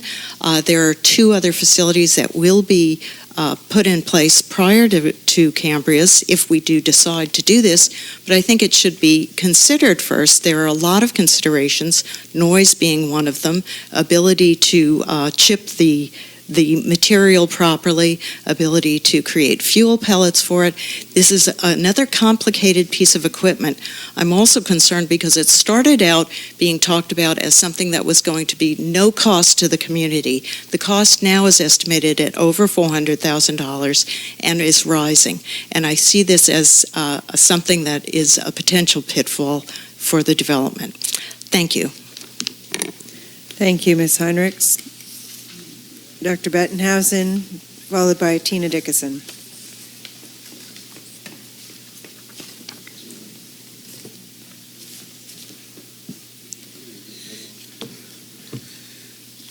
Thank you very much, Madam President.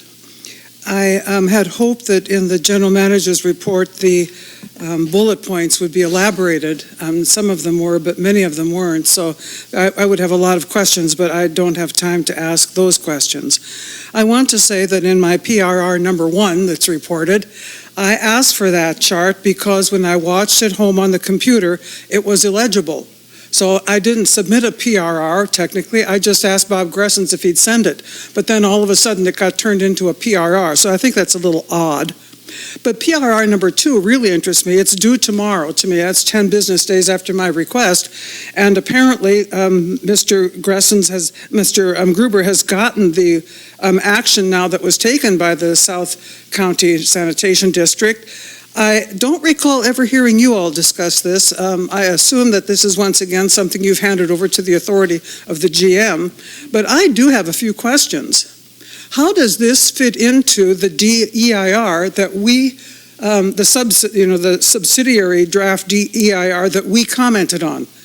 There's only one mention of it in there in the executive summary, and I wish that we had had a little more chance to comment on dumping the brine into that little place down there where it runs into the ocean. But we haven't had a chance, so that's apparently you're going to approve that, or he's going to approve it, or what in the world's going on there? It's an interesting question. And how does it fit into your budget? I want to come back to that quickly, but I want to first mention the water leak issue. I assume that the new staff group that's now working very hard on the water audit process and protocol has been hard at work, even though they haven't had time in the past month. There's no mention of that whatsoever in the agenda for this month. But I would like to know how in the world the leak of a 6-inch pipe at Lemert was detected. Did it flow over somebody running down and it was mistaken for water for 3 weeks? Or how was that detected? How do you find leaks in your system, in our system? So I'm still I'm going to push this, friends. I'm not going to give up on my request to know what are the data that you use when you say that we're down to 10% on water leaks, because it's not true, according to your numbers. Then I want to say something about budget. I assume that you're going to bring up at the March meeting what didn't get done on Valentine's Day. I assume that. I don't know. You haven't said. But looking at the budget and the expenditures every month, the budget uses account numbers. Smart point. I will spend line 234 for my Hershey candy. And if I go to expenditures, I see in the month of March, 234 for my Hershey candy. I will come back. I have requested then to speak under the Finance Committee's report because I want to elaborate more on something intrinsically wrong with your method of reporting pennies and dollars. Thank you, Ms. Bettenhausen. Tina Dickinson, followed by Don Howell. Tina Dickinson. First of all, I would like to acknowledge General Manager Gruber's apology. I would also like to thank and extend my gratitude to Assistant Director Michael Thomas at the Regional Water Quality Control Board for asking that a retraction of the statement made regarding what Mr. Gruber said in reference to what he thought they were able to say actually was retracted today, and I know that I certainly am not guilty of doing anything wrong. I do have some questions on the South San District's contract. I watched the meeting on a week ago Wednesday. Yes, there's an agreement. What I'm not understanding is if there's an agreement to truck our brine waste there, why on earth now are we asking for it to be pumped out of the evaporation pond, the effluent pond, into percolation ponds? The brine pond has, I believe, 3 layers of material to protect the soil beneath, the ground underneath that, to protect it. Now we're supposedly going to just pump it out from the evaporation pond into the perk ponds that are much closer to the creek than is the evaporation pond, the brine pond. That doesn't make sense to me. What happened to the contract with South San? I'm wondering if somebody needs to look into that, because I believe there's an issue there with the sanitation district, maybe with their own problems related to how they're disposing of the brine or the mixing of it or whatever, but that needs to be looked into. But I don't understand why on earth we would be taking that out. And in relationship to that, if you look under the WDR, which I shouldn't say an acronym, I should say the Waste Discharge Requirements Order for Cambria from the Regional Board. It says here under number 2, prohibitions, discharge of waste or leachate to ponded water, drainage ways, or waters of the state, including groundwater, is prohibited. I'm questioning the Regional Board at this point on how they are allowing you to get a permit to do just that. And now I understand this morning that, there's the boron issue with the water, and they want you to go down 4 feet to take another sample, but that water should not be going into perk ponds. Just absolutely should not be going into perk ponds. There are so many issues in the general manager's report, just tons of stuff, and I can't get to it all, and nobody can. I'm glad that you heard something positive, President Rice, at the meeting on February 1st. I'm glad that you and Director Farmer were there. I heard that it was from the regional board that it was quite a meeting and quite revealing. Thank you. Thank you, Ms. Dickinson. And I am going to give the general manager a chance to respond after we hear from Don Howell and one more speaker about the lowering the pond and about the leak, how the leak was detected on that 6-inch. I had the same question on that. So Don Howell, followed by Jeff Walters. Thank you. Okay, can you hear me? Just a couple of comments. I reviewed the letters from the Regional Water Board, and I was, needless to say, as many people were, quite shocked. I have two things to say about that. I understand the issues, and I appreciate the difficulty of the general manager's job. It's clearly humongous, with dealing with many different issues.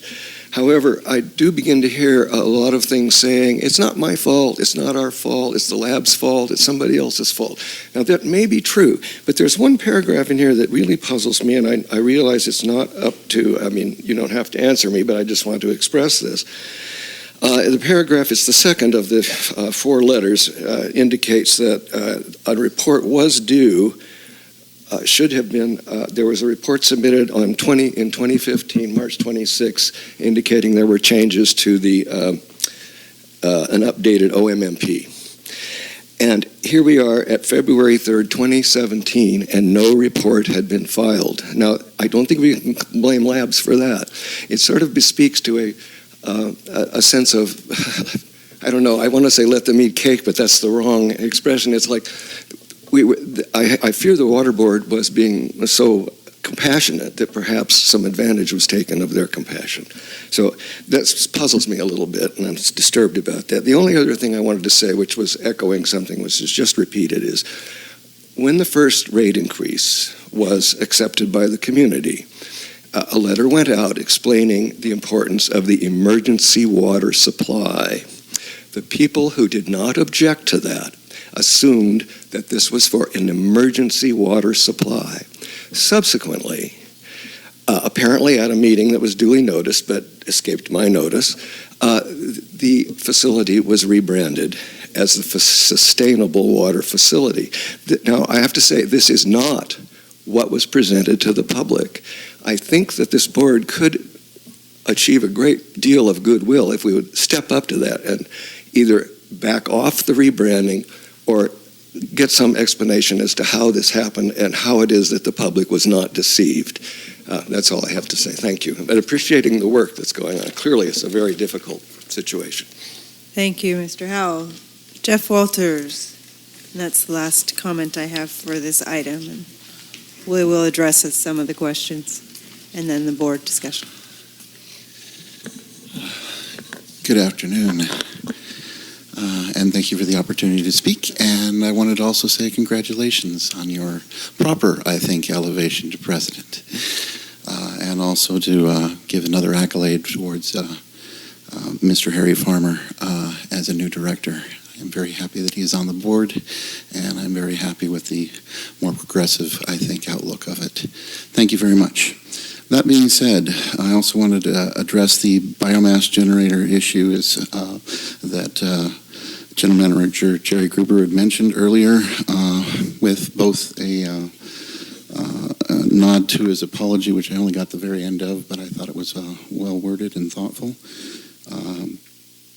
and his acknowledgments. I also think that along with that, and given, as people were pointing out, his very profound and large amount of work that he has to do for the community, I think he is generally, despite his difficulties and some of the problems that have been levied against him as far as fines, et cetera, and fees, we all bear that weight. And I think that part of the thing is that we need to work together and realize that part of the thing that we should be doing is not necessarily looking for faults, but solutions. And I'm happy for any work that can go between the board and, of course, the staff to that end.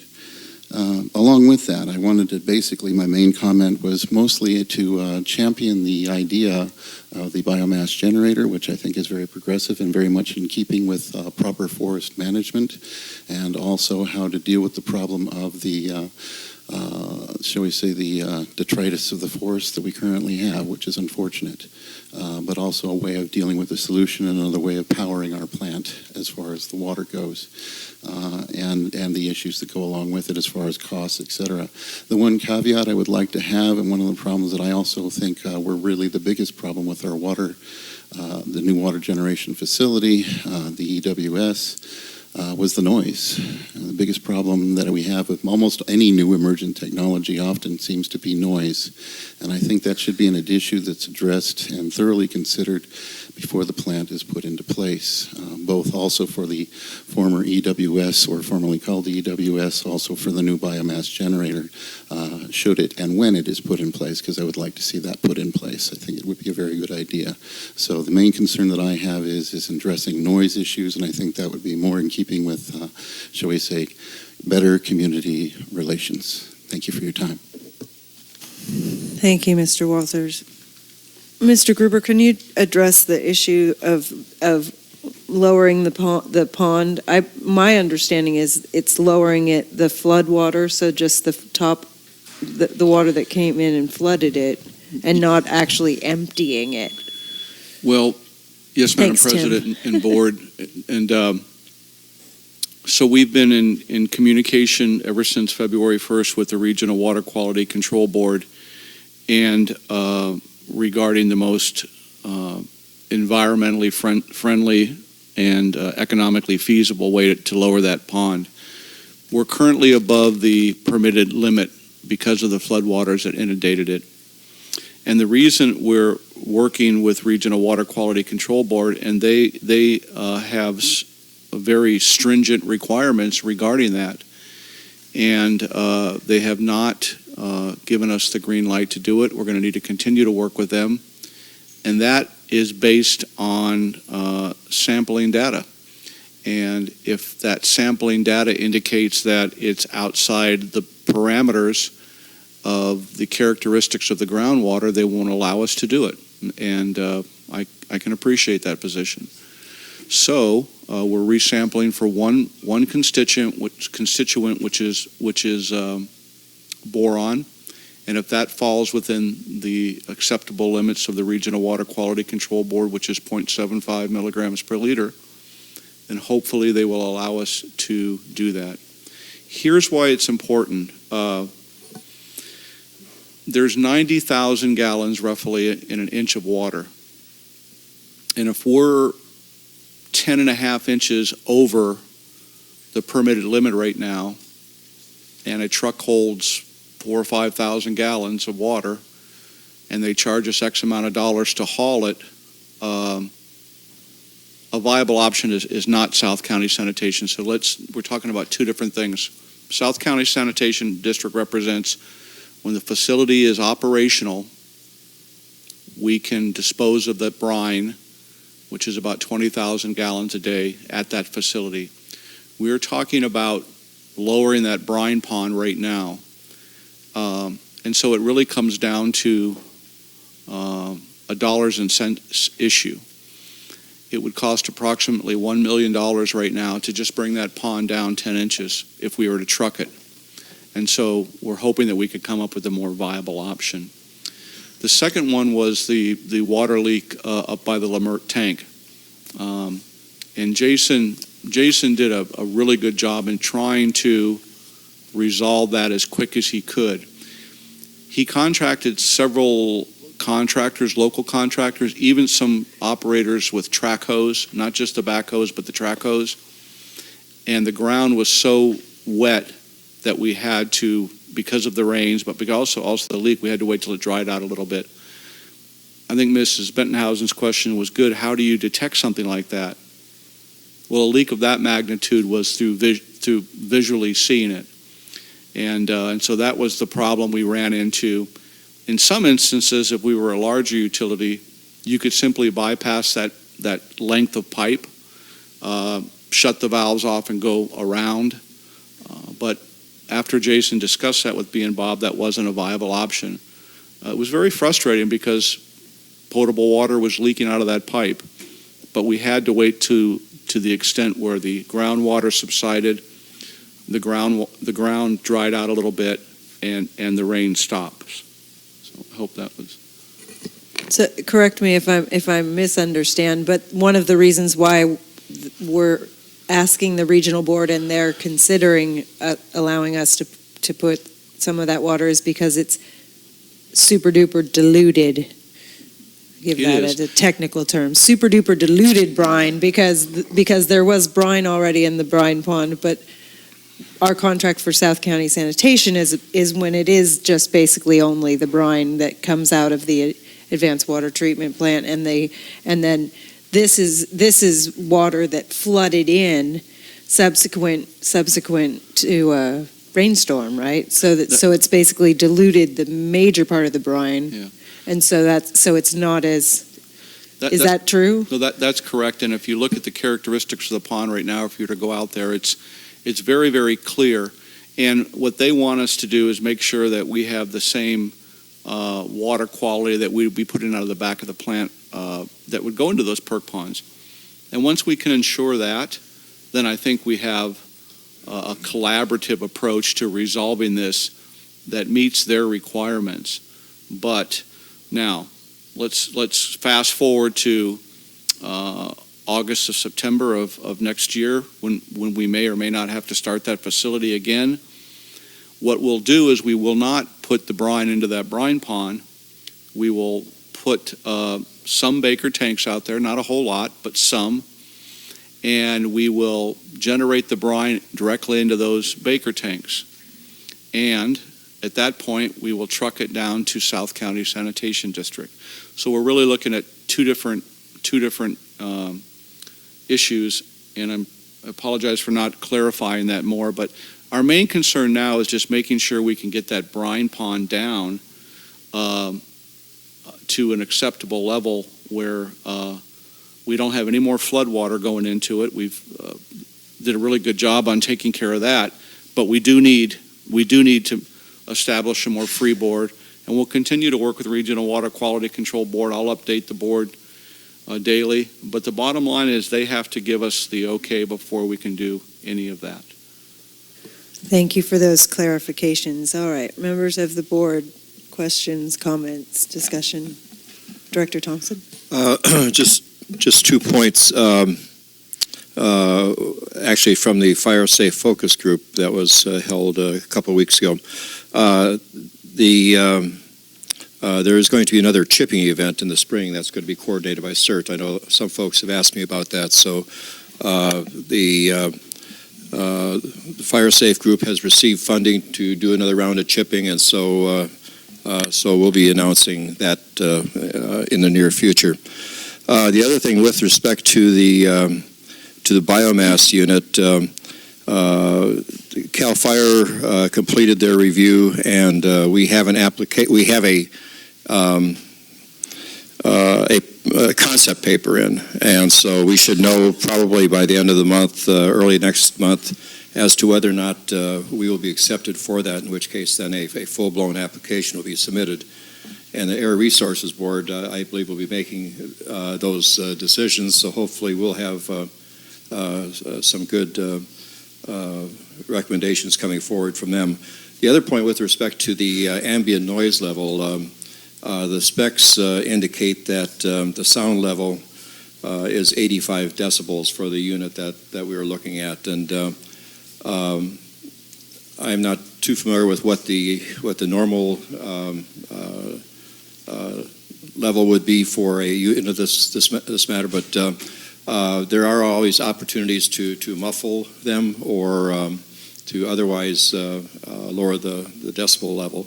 But at any rate, we would have to be assured that as part of the process of going forward with this, that it would be within an acceptable rate, and we'll be working with the county on that to make sure that whatever we do will be acceptable to the community. Thank you. Other comments, discussion on General Manager's report? Vice President Sanders. Yes. I believe it was Mr. Howell who questioned the so-called rebranding of the emergency water facility. There's an environmental impact report in process, which under the law is all about a new project.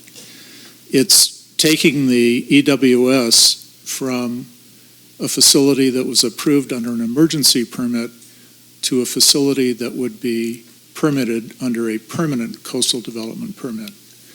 And the new project is called the SWF. Does that answer your question.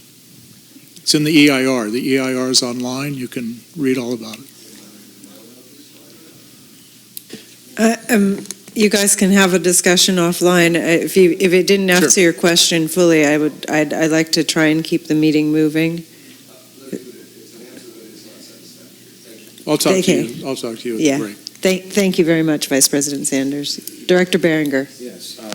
The one thing that surprised me a little bit in the general manager's report is that he was going to send out a rate increase letter on March 1st. Frankly, I'm convinced that the Finance Committee did a due diligence thought and did it, but I'm strongly of the opinion, and I've been on record as saying that that is something I think the board should have looked at. It's something that should not be automatic. I think when it was very clear when we were trying to sell this, we were saying, look, it could be up to 4%. And I think some discussion should have been made as to whether it's 3%, 2%, or we waive it. So in the future, I think that that should be something that we take a hard look at without me finding out a minute ago that we're sending a letter out next week. That's just a small point. Another thing that I'd like to mention is that since the Regional Water Control Board met, I have never heard a word from either Mr. Gruber or from Mr. Gressens that said it's not our fault. His report very clearly pointed out reasons why we might have been bad, but I've never heard them say, oh, it's not our fault. In fact, quite the contrary. They took it upon themselves. They didn't point fingers. There's some reasons, but they didn't say, well, it's really CDM Smith's fault or it's really somebody else's fault. And I just want to be on record on that. Thanks. To respond to your concern related to the rates, the Finance Committee did have that discussion, and Vice President Sanders reviewed the meeting where we approved the resolution for the rates, and it doesn't actually have something built into that resolution we can add on if we want to make sure that we have a review every time. We did look at the numbers, and we know that it is one of the things that we can do is less than 4%. When we looked at the numbers, it didn't make any sense to not do it for the reasons that the general manager enumerated. But that was my recollection also, and we were on the rates committee together. When I went further back to a meeting like in November when Bartle Wells did their presentation, it was mentioned, but because it wasn't part of the resolution, I hear your concern, and if it's enough of a concern, we can definitely pass a resolution that makes sure that in future it's brought to the full board. It was the decision of the Finance Committee that it wasn't required, especially because when we were looking at the numbers in the budget, it's not like there's a lot of fat in that budget, but there is a lot of expenses that have to get covered, including salary increases for the people that are in the unions alone. That's an amount that we have to cover. So I understand your concern, though. Because I think that it's an important one. Then One we of the should things, have had, public should be involved in it too, but that's a small part. no, I'm with you. I'm with you. I hear you, and I think that it's not unwarranted based on the meetings that I was watching. Go ahead, Mr. Farber. Director Farber, to you. It's a joke. It's a joke. I have a few comments to make. First, with regard to Mr. Howell, and you asked the question with regard to the rebranding of the name of the facility, and you asked how did this happen. I would suggest that you rephrase your question as to why did this happen. So, okay. And before I go further, I also want to mention that in the past 3 weeks, as you can see, there's a definite tone, a definite change in the composure of General Manager Gruber. And I want to thank him first for apologizing to Ms. Dickinson and also to apologizing to the Regional Water Quality Control Board. I also want to let you know that he has been paying his own therapist bills in the past 3 weeks. The board has not been funding that. That's a joke also. Thank you, Director Farmer. Was that all that you had? We can see there's a very serious tone out there in the audience. I thought it was a good joke moving forward. I also wanted to report, I did go to the South County Sanitation District meeting, and I look forward to hearing the responses about some of those details because they have specific requirements. And I just wanted to let you know, one of the main concerns they heard from the public was regarding the truck traffic. So and it looks like that they've done that Gerhard Hubner put some additional condition on there to try and mitigate some of that. But I was curious as to why we didn't try and go someplace a little bit closer, like north. So Gerhard did put language in there that requires us to go into the back gate versus their main entrance, which I think would help address some of the questions that were raised at that meeting. And we have been in contact and dialogue with San Simeon, but as I indicated to the Regional Water Quality Control Board, there are some things that they need to work through as far as their existing permits, their existing infrastructure, and things like that. That's not to say that ultimately those things could not be discussed with them and addressed at a later point in time. However, right now, it wasn't a viable option. Okay, and the last thing. I'm not done. Oh, I thought you were. No, I just said I had more to discuss. My apologies, Director Farmer. Please continue. My apologies. Thank you. It's not a problem. So with regard to infrastructure, which is what was just mentioned, when the general manager was talking about the quality of the operation over at the wastewater facility, he mentioned that the weakest link with regard to the performance, with regard to the actual existence of the facility, is mechanical integrity. And there's obvious repairs that will need to be done in replacement. We have no idea. And I think we need to have a full accounting as to exactly what needs to be done with that facility, so we can be financially aware here at the board as to what the future holds.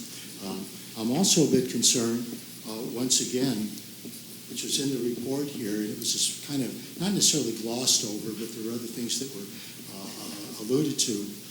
So we've talked about the fact that the Fiscalini tank has been replaced, and that's up to speed now.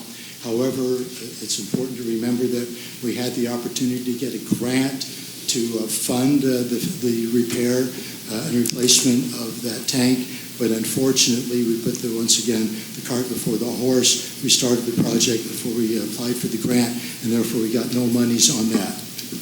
And now we find out that the tank, the Stewart Street tank, the smaller Stewart Street tank,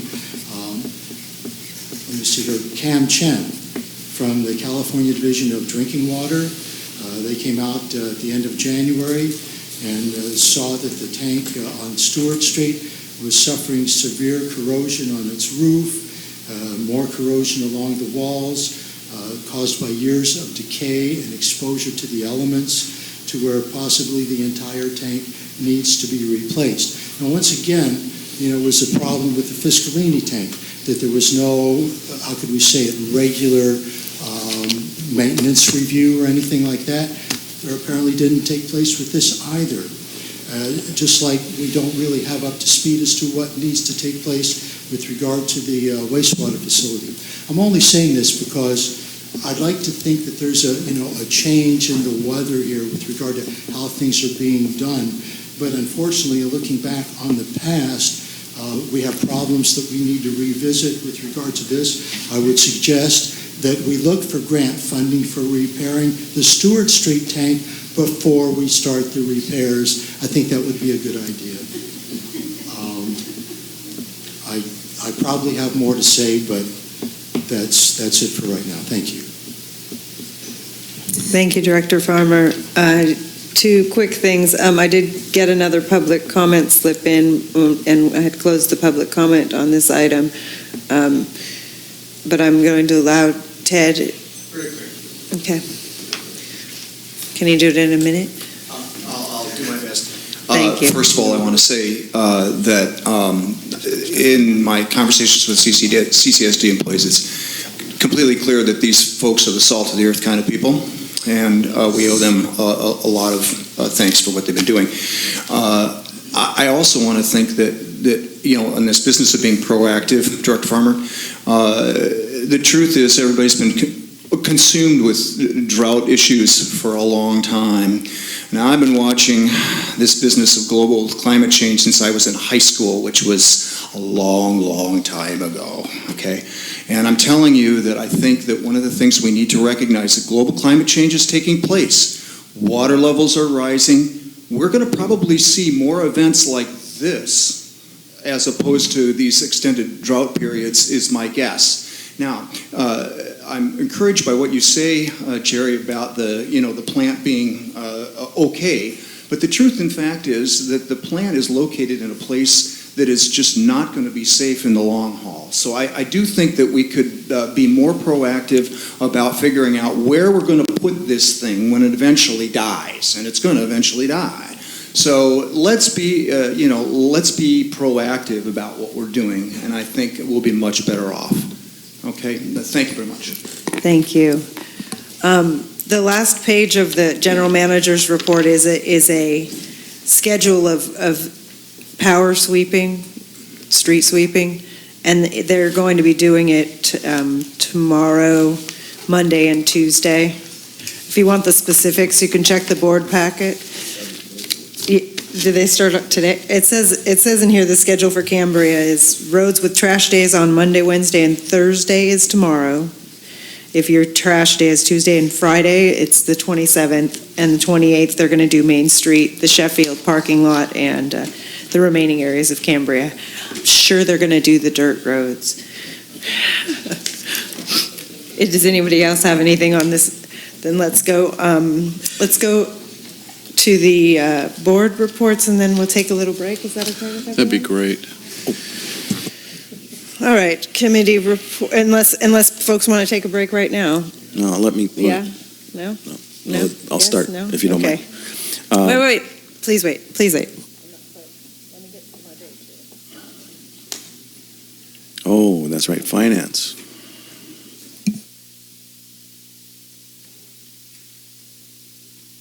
All right, so the ad hoc committees, the ask right now is for the ad hoc committees to identify the current services provided and the staffing levels and the budget priorities that they need to have addressed so that we can get to a point where we are focused on forward and planning and not just doing things by hook or crook, so to speak. We're going to start with the Finance Committee, which is Director Sanders and I think our report is pretty much related to the rates, wouldn't you? I think you've essentially given the report, Madam President. And if anybody has, I do have a public comment on the Finance Committee report. If it's agreeable, we'll do that at the end of the ad hoc reports. So the Fire Committee is up next, and that is Director Thompson and Vice President Sanders on that committee.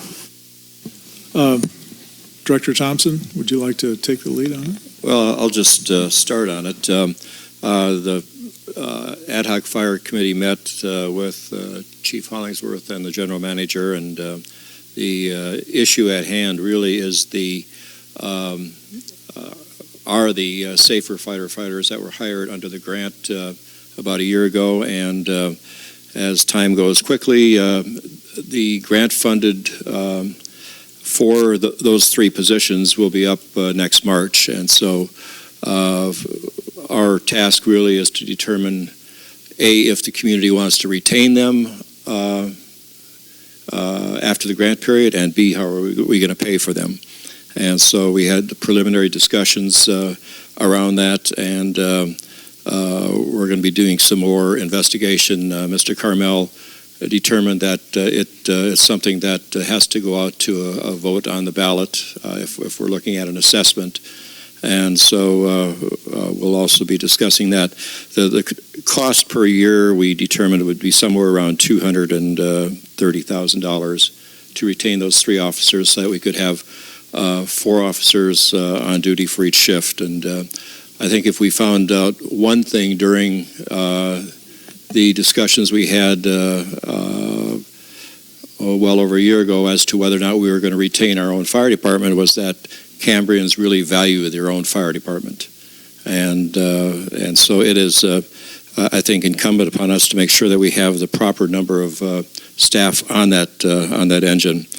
The local hazard mitigation plan will include a recommendation that we have a retention plan for those officers as part of the plan. So, Director Sanders, anything else to? No, except that the number you gave out for the firefighters is a fully burdened number. That's their salary and benefits, retirement, et cetera. Before we get to the real fun of the infrastructure committee, because we're on the subject of fire, and I skipped over him. Chief Hollingsworth, would you like to make a report?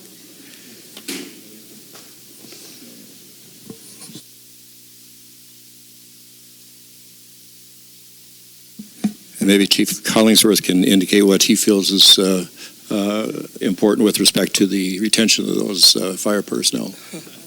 Absolutely.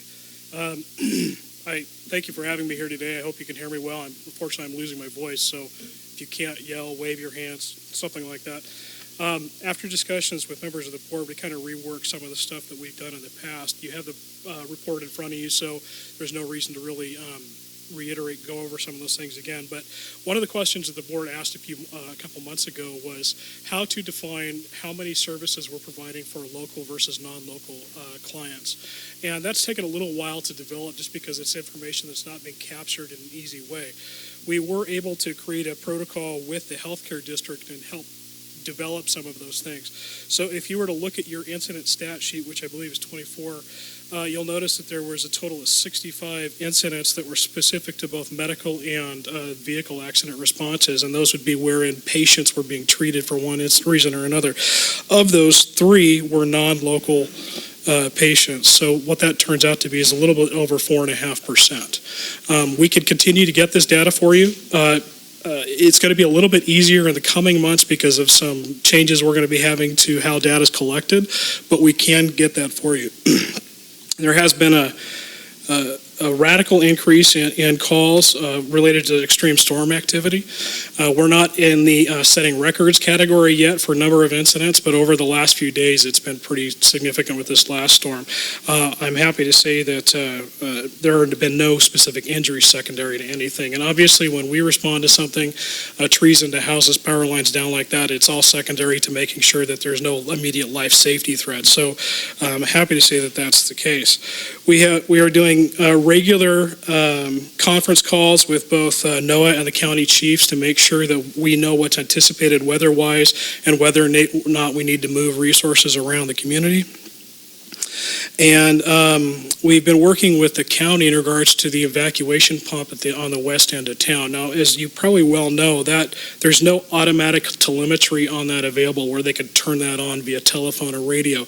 However, we have had it updated, or they were able to update it to where once it's on, they can define different trigger points as to when it comes back on. So it'll pump down to a specific level, and depending on the anticipated rain, runoff, accumulation of water, they can actually define different levels of triggers as to when that's going to come on and pump out that area. We were also able to identify that we have a pretty significant drainage problem, basically from the Vets Hall, behind the Vets Hall, all the way down Main Street to about Arlington behind Peter Plow. And there is there's some berms that have been built up for whatever reason, and it's all on Caltrans easement area. So we're going to need to be working with Caltrans to hopefully open that up because that water needs to be evacuated all the way down to where that pump is. There are multiple drains underneath the highway. They're one-way valves, but if you can imagine if the creek's already completely full, there's no way for the water to evacuate out in that direction. And then from a safety standpoint, I just want to remind everybody that the reason we're mostly going out during these storms is trees into power lines, trees into homes, making sure people are safe. If you see power lines down, you need to call 911. And I'm very thankful that the majority of people in the community are very aggressive about that. We're frequently not in the station when this is happening, so 911 is the best way to get a hold of us. But there were numerous times over the last weekend and couple weeks with the storms wherein we saw people trying to walk right up to the lines because they weren't moving and they appeared to be dead. And yet we hear stories and get reports from this nationwide where people are killed frequently because of this happens. Just because a line is down and not moving doesn't mean it's not energized. And with the amount of voltage that's going through there's basically decreasing concentric rings going out from that impact point about where that electricity could travel. And you could get killed 50 feet away from one of those. So if you see power lines down, please take the opportunity to stay away from them. Heed the warnings that we're giving you. The do not cross tape, the barricades are up there for a reason. It doesn't mean, oh, I can't drive my car there, but I can walk my dog through that. It means stay away from the area until PG&E has de-energized the area. So that's really the safety component of I wanted just to relate. I think there's a lot of work in relation to what Director Thompson was talking about with the Fire Ad Hoc Committee and some of the concerns we have for staffing. There are specific NFPA standards that suggest why 4 personnel on an engine is very important. We're going to come back with some reports that go into that in great detail. And it's also going to be a major component of what the LHMP is going to identify, hopefully being adopted later on after it's presented to the community. So I'm over to you for any questions. Are there any questions? General Manager Gruber. While it's fresh on my mind, so I apologize for not CCing Chief on this, but I have a meeting with Caltrans on Tuesday at 10 o'clock here at the Veterans Hall parking lot to discuss the flow through the west side of Highway 1 from Cambria Boulevard to Windsor. So if you could be there, that would be great, because we are experiencing flooding to the American Legion Hall, this building, and also the West Village. This just shows how busy you and I are. So we're both working on the pump issue. We're both working on the flood issue. I'm glad we're both working on it. So if you want to be at that meeting at 10 o'clock, Chief, that'd be wonderful. Yes, sir. And I'd just like to acknowledge that wonderful article that Kathy Tanner wrote in today's Cambrian that with respect to your family. And so that was, I hope everyone gets a chance to read it. Thank you, Chief. Okay, back toward the Infrastructure Committee, which is Director Behringer and Director Farmer. Director Farmer, do you want to do this? Or I could do it. If you'd like to say something, I made some notes. Good. I just wanted to mention that one of the things, just very briefly, the day that we met, it was kind of an emergency day, so we just met with the general manager and ourselves. Bob was busy doing things, as was John Alshin. It was raining very hard. They had to take care of the infrastructure, but we'll have another meeting here soon. Just to piggyback on that, for those of you that remember last Friday, when we got the 3 inches of rain overnight, and it came down in a very short period of time. So it was probably one of the more difficult days that we've had with regard to rain and its impact on the community. As a result, both wastewater supervisor John Alchin and Bob Greshens were out there doing work, grunt work that you would hire somebody to do. And just to say this, because it's easy to beat up on what's happening right now, but John Rocky from the Regional Water Quality Control Board was out that day observing what was happening because of the heavy rains, wanting to see what was happening with the evaporation pond, and he saw Bob Greshens out there, with the shovel doing the work. So he's in the office, and he was out there doing the work when need be, along with John Alchin. So that was the reason that they were unable to make it to our meeting. And we had actually hoped to have the meeting actually at the wastewater plant, but obviously that couldn't happen.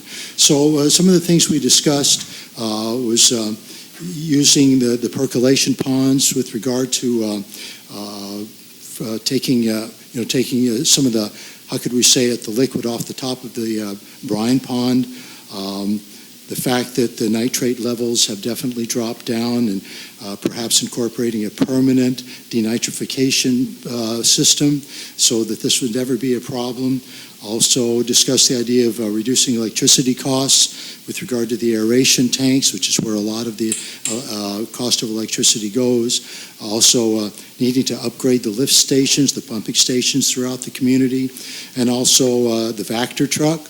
The Vector truck probably needs some improvements as well. That's a truck that goes around and cleans out the sewer line, so the sewer water flows freely, and also deals with preventive maintenance. So those were basically the things that we discussed, and we hope, as Director Behringer said, in the near future to meet with John Alchin and Bob Greshens and have more information for you and get this up to speed when we finally have our report in April or May. Thank you. Madam President? Yes, Mr. We'll also be providing the Infrastructure Ad Hoc Committee with the following documents. There was an energy audit done by PG&E, and we're providing that to both directors. There was, I'm going to provide them an updated or the most recent CIP plan. I think that's one thing that you've kind of been guiding us on, is so they'll get a copy of the most updated recent CIP plan. They'll get a copy of the Corella Engineering 10% design for the wastewater plant, specifically relating to denitrification. John Turner from Phoenix Engineering did a preliminary evaluation of the lift stations, and that was a report that was compiled. And the fifth document that I've asked to be sent to them is also an evaluation of the existing wastewater plant done by John Turner of Phoenix Engineering also. So it's in preparation for the next round of meetings, and I want to thank Harry and, Director Farmer and Director Behringer for putting up with me in math formulas for 2 hours. Thank you, General Manager Gruber. Did you have something else? Okay. The other board member reports, Right. I think we're going to take a break before those, and then we'll come back. Okay. Just to circle back, because today is Pirouette Day. The Finance Committee also, we were prepared to do the audit and budget on February 14th, and that had to be rescheduled because of some health issues with Patrick, and we wish him a speedy recovery. He should be back on Monday, and I'm hoping that the Finance Committee will be able to get together with him so that we can present the mid-year budget and the audit, hopefully in mid-March and not part of the March meeting, which already looks like it's fairly loaded down with time. That being said, I have a couple of public comments. First, Elizabeth Bettenhausen, followed by Ted Key. Oh, that's on, is that on the? Yeah. Thank you, Madam President. I will just read what I have written out here, and a slight repeating of one statement I made before. Looking at the fiscal year 2016-2017 budget and the report of expenditures, which is in your agenda every month, I have no way of knowing where expenditures reported monthly actually fit in with the specific department's budget. Why isn't there a column in the monthly expenditures that corresponds to the account number and description columns on the left in the budget? Then a specific expenditure would be understood by the public as a reduction of funds in a particular budget line. For example, where in the budget lines do expenditures for Michael Baker International fall? In fiscal year 16-17, there is a line budget for the capital project SWF operations budget and capital cost recovery, but not for the regional coastal development permit section. I would assume expansion of the contract for Michael Baker International, which will come later, would come under the EIR section, but instead, according to 8C today, it will be taken from future mitigation measures, not from the EIR section.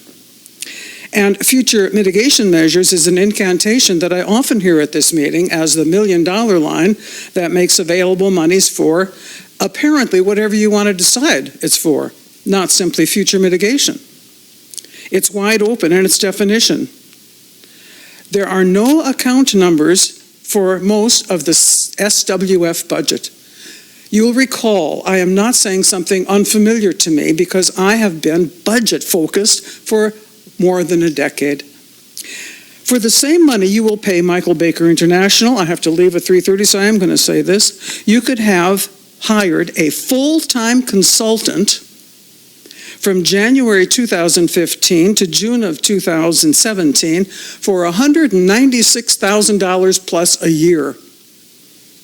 That's what the equivalent you are paying for Michael Baker. You will probably have to amend their contract again, I suspect, given that these changes are the third time around. There is not a contractual statement that the DEIR will be complete by the end of June, which is the current speculation. So I'm not sure I can even use this fiscal year's budget to look at this. No evidence is given of any discussion of analysis of efficiency of the work by Michael Baker International staff or the AWTP team. There's no discussion of that in this budget item or in the budget, period. The workload is blamed for abundance of public comment. Oh, heaven forfend, again the culprit is named. Sorry, beeper, I'm going to go on for 2 more sentences. Those comments were not unexpected given the lack of response to the comments made to the initial study mitigated negative declaration, and then your apparent decision to change the nature of the plant.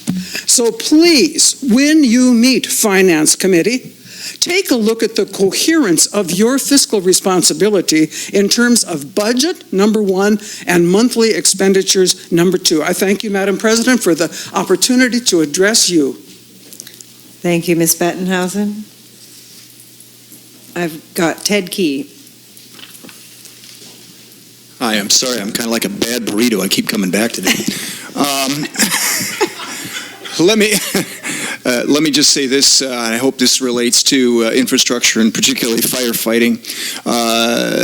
During the election season, Ms. Rice mentioned that the MBTE contaminated well is becoming less so, and I would like to encourage you folks to keep an eye on that, because while that water may not be potable water, the idea of throwing potable water on fire as opposed to water that might come out of that well seems a waste to throw expensive water on a fire when there's a possibility that we could be using that well. So I would like to encourage the board to keep an eye on that, see if there isn't some way we can't utilize that water rather than the expensive potable water that we're paying for. Thank you. Thank you very much for your input.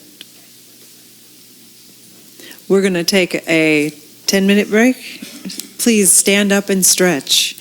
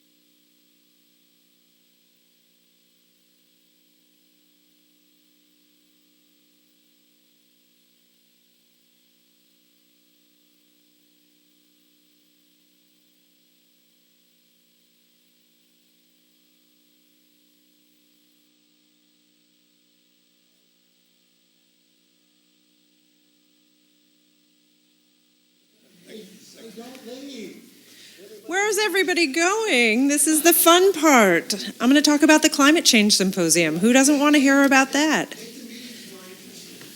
That's what I'm about to do. Better jokes. They better be better. All right, we're going to. Yeah. Which one? The one I told you 3 times 7. All right, we are back on the agenda. We are on item B2, other board member reports. Madam President, I attended the Build-Out Reduction Program Committee meeting, and they are working diligently. They work every other week.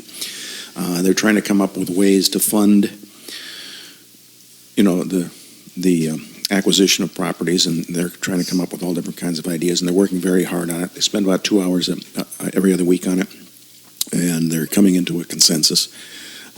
They, like everybody else, wants the Cambria Tourism Board to pay for some of these lots, and while I'm on the subject, the Cambria Tourism Board didn't meet this month, and it should be noted that the Tourism Board, by design and by ordinance, cannot pay for any infrastructure projects. So, and now with the bridge being out between here and Santa Cruz, I think that the Tourism Board is going to be hard challenged to bring enough people from out of town. I attended the NCAC meeting, and there was nothing particular about that. I attended the pros meeting, and I think we had a report on that a little bit earlier from the general manager. So with that, that's my report. All right. I did not attend the school district board meeting because I missed the date. That was my fault. I've got my calendar set now. Vice President Sanders, do you have anything to report from the healthcare district? No, not at this meeting, but probably at the next meeting. Fantastic. Director Farmer, do you have anything to report from the Forest Committee or the Friends of the Fiscalini Ranch? I absolutely do. And I'm a little bit disappointed that I'm unable to show you this tri-fold color flyer that the Forest Committee has put together. It's very attractive. I was hoping that Laura and Crosby Schwartz would be here today. I asked them at the meeting if they would supply it to me, but I called them last night, so apparently they must be out of town. It's very attractive, and it just once again advertises the beauty of nature here in our community. What they also discussed was and putting out an invasive weed guide and distributing that to the community so people knew what weeds were to pull out. You'd be surprised how many people don't necessarily know what the weeds are that are invasive, that need to be removed, especially French broom, Scotch broom, whichever you want to talk about. Also, they discussed having a forest health grant meeting to get up to speed on that. And also, they're going to be having a native plant workshop in May, and once again having more information on French broom removal, which is one of the more invasive non-native plants that we have. So that's a report from that meeting. And with regard to the Friends of the Fiscalini Ranch folks, this is quite interesting, and I tried to add it up in my mind how this could have happened. But they had 4,100 hours of volunteer time donated last year by members of this community with regard to their various needs. Well, that's remarkable, but that says a lot about this community.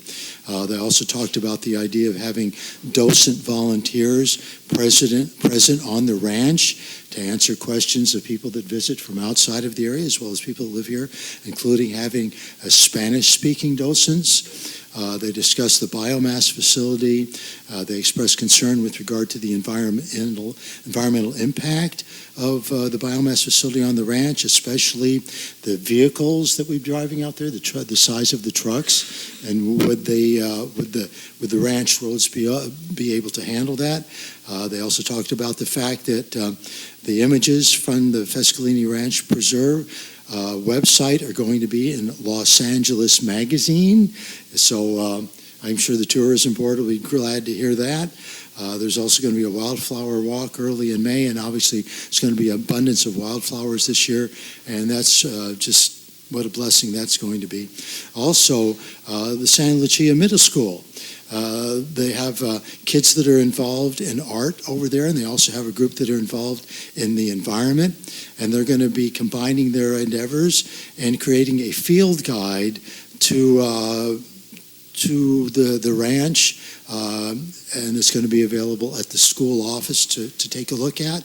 And let me see what else. And they're also, of course, concerned about, they express concern of how the weather that we've been having has been impacting the trails on Fiscalini Ranch. There's a lot of standing water out there.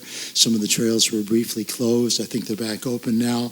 But there's going to be a long-range effort, especially the the Trenton and Tipton trails, to improve them for the long-range future needs.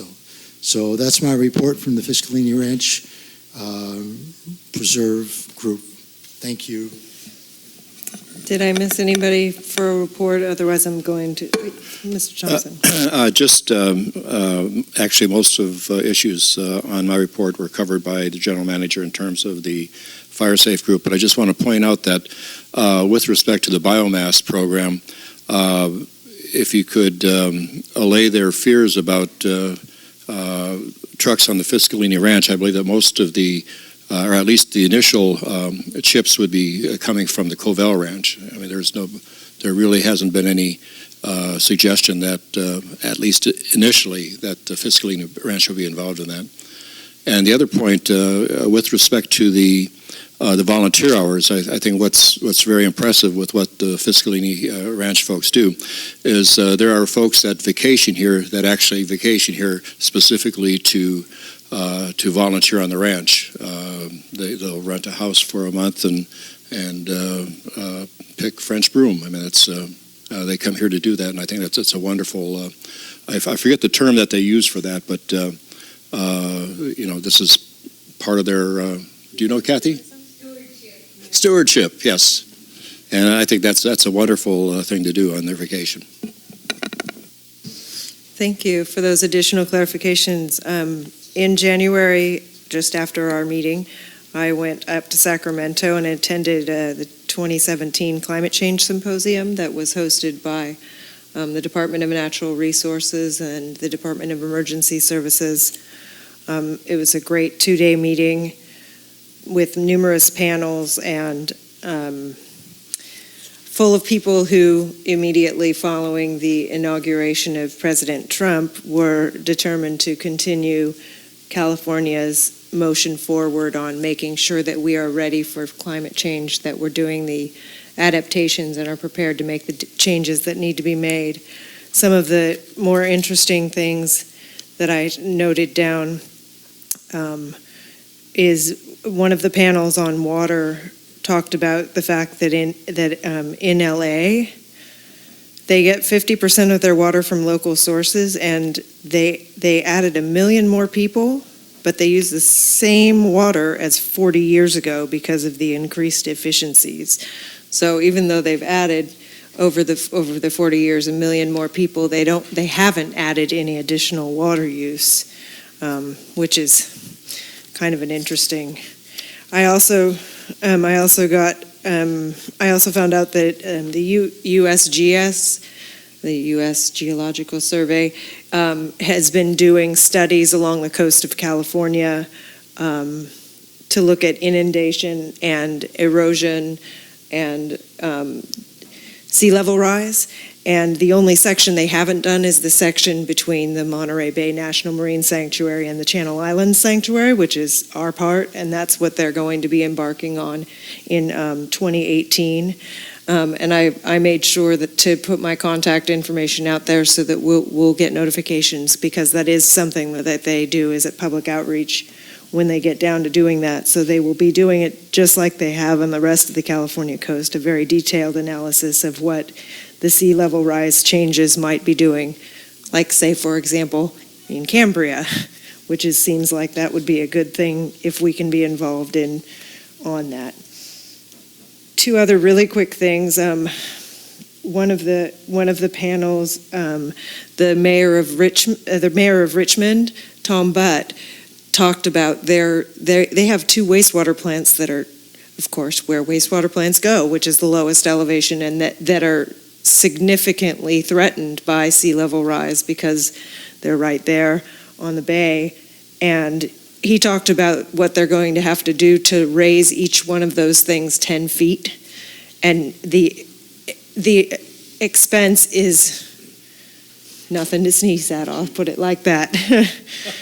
and there is a tool to look at adaptation when you're looking at doing infrastructure, called caladapt.org, and I can put all of this down into a little summary if anybody's interested.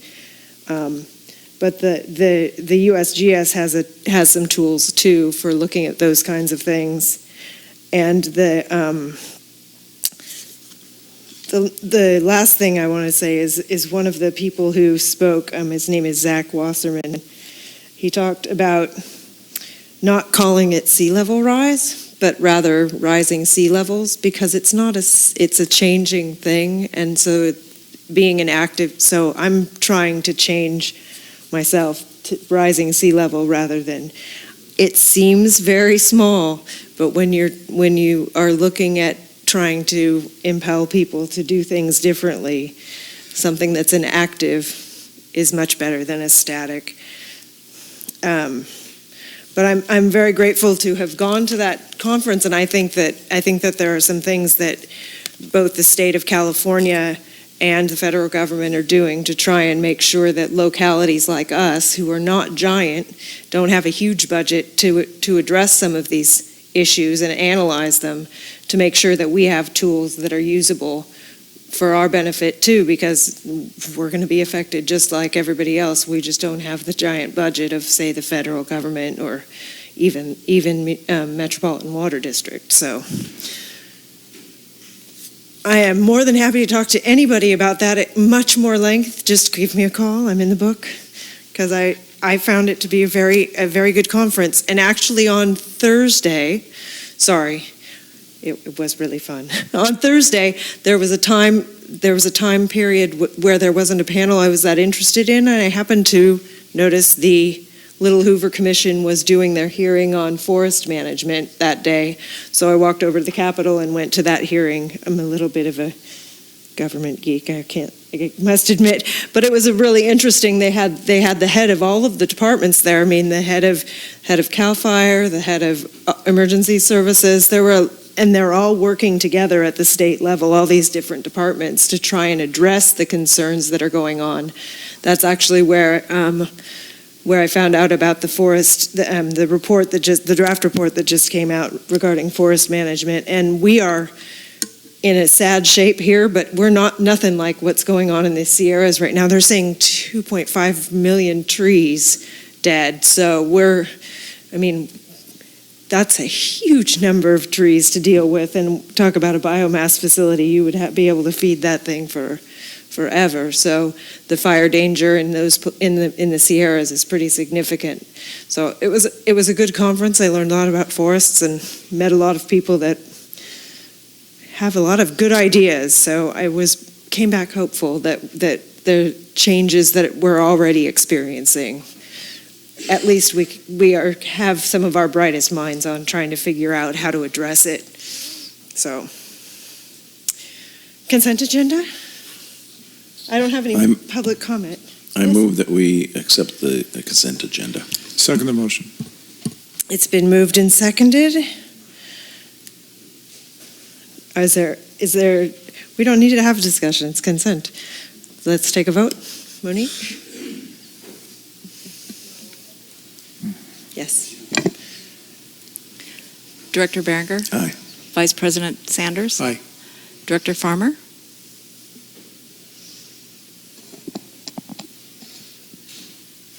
Just out of curiosity, do we discuss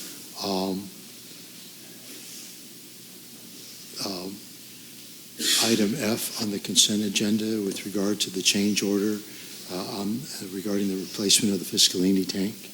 You want to have a discussion, or do you have a quick question on it? I guess either way, just let me know so that we know which way you want to go. I'll just say I'm fine with the consent agenda. Thank you. Okay, so is that a yes on that? Aye. Okay, thank you. Director Thompson? Aye. President Rice? Aye. Please make sure you get those questions. If you have questions, have them answered by the general manager, but if you have concerns My or questions. apologies. No problem at all. We move fast sometimes. Hearings and appeals.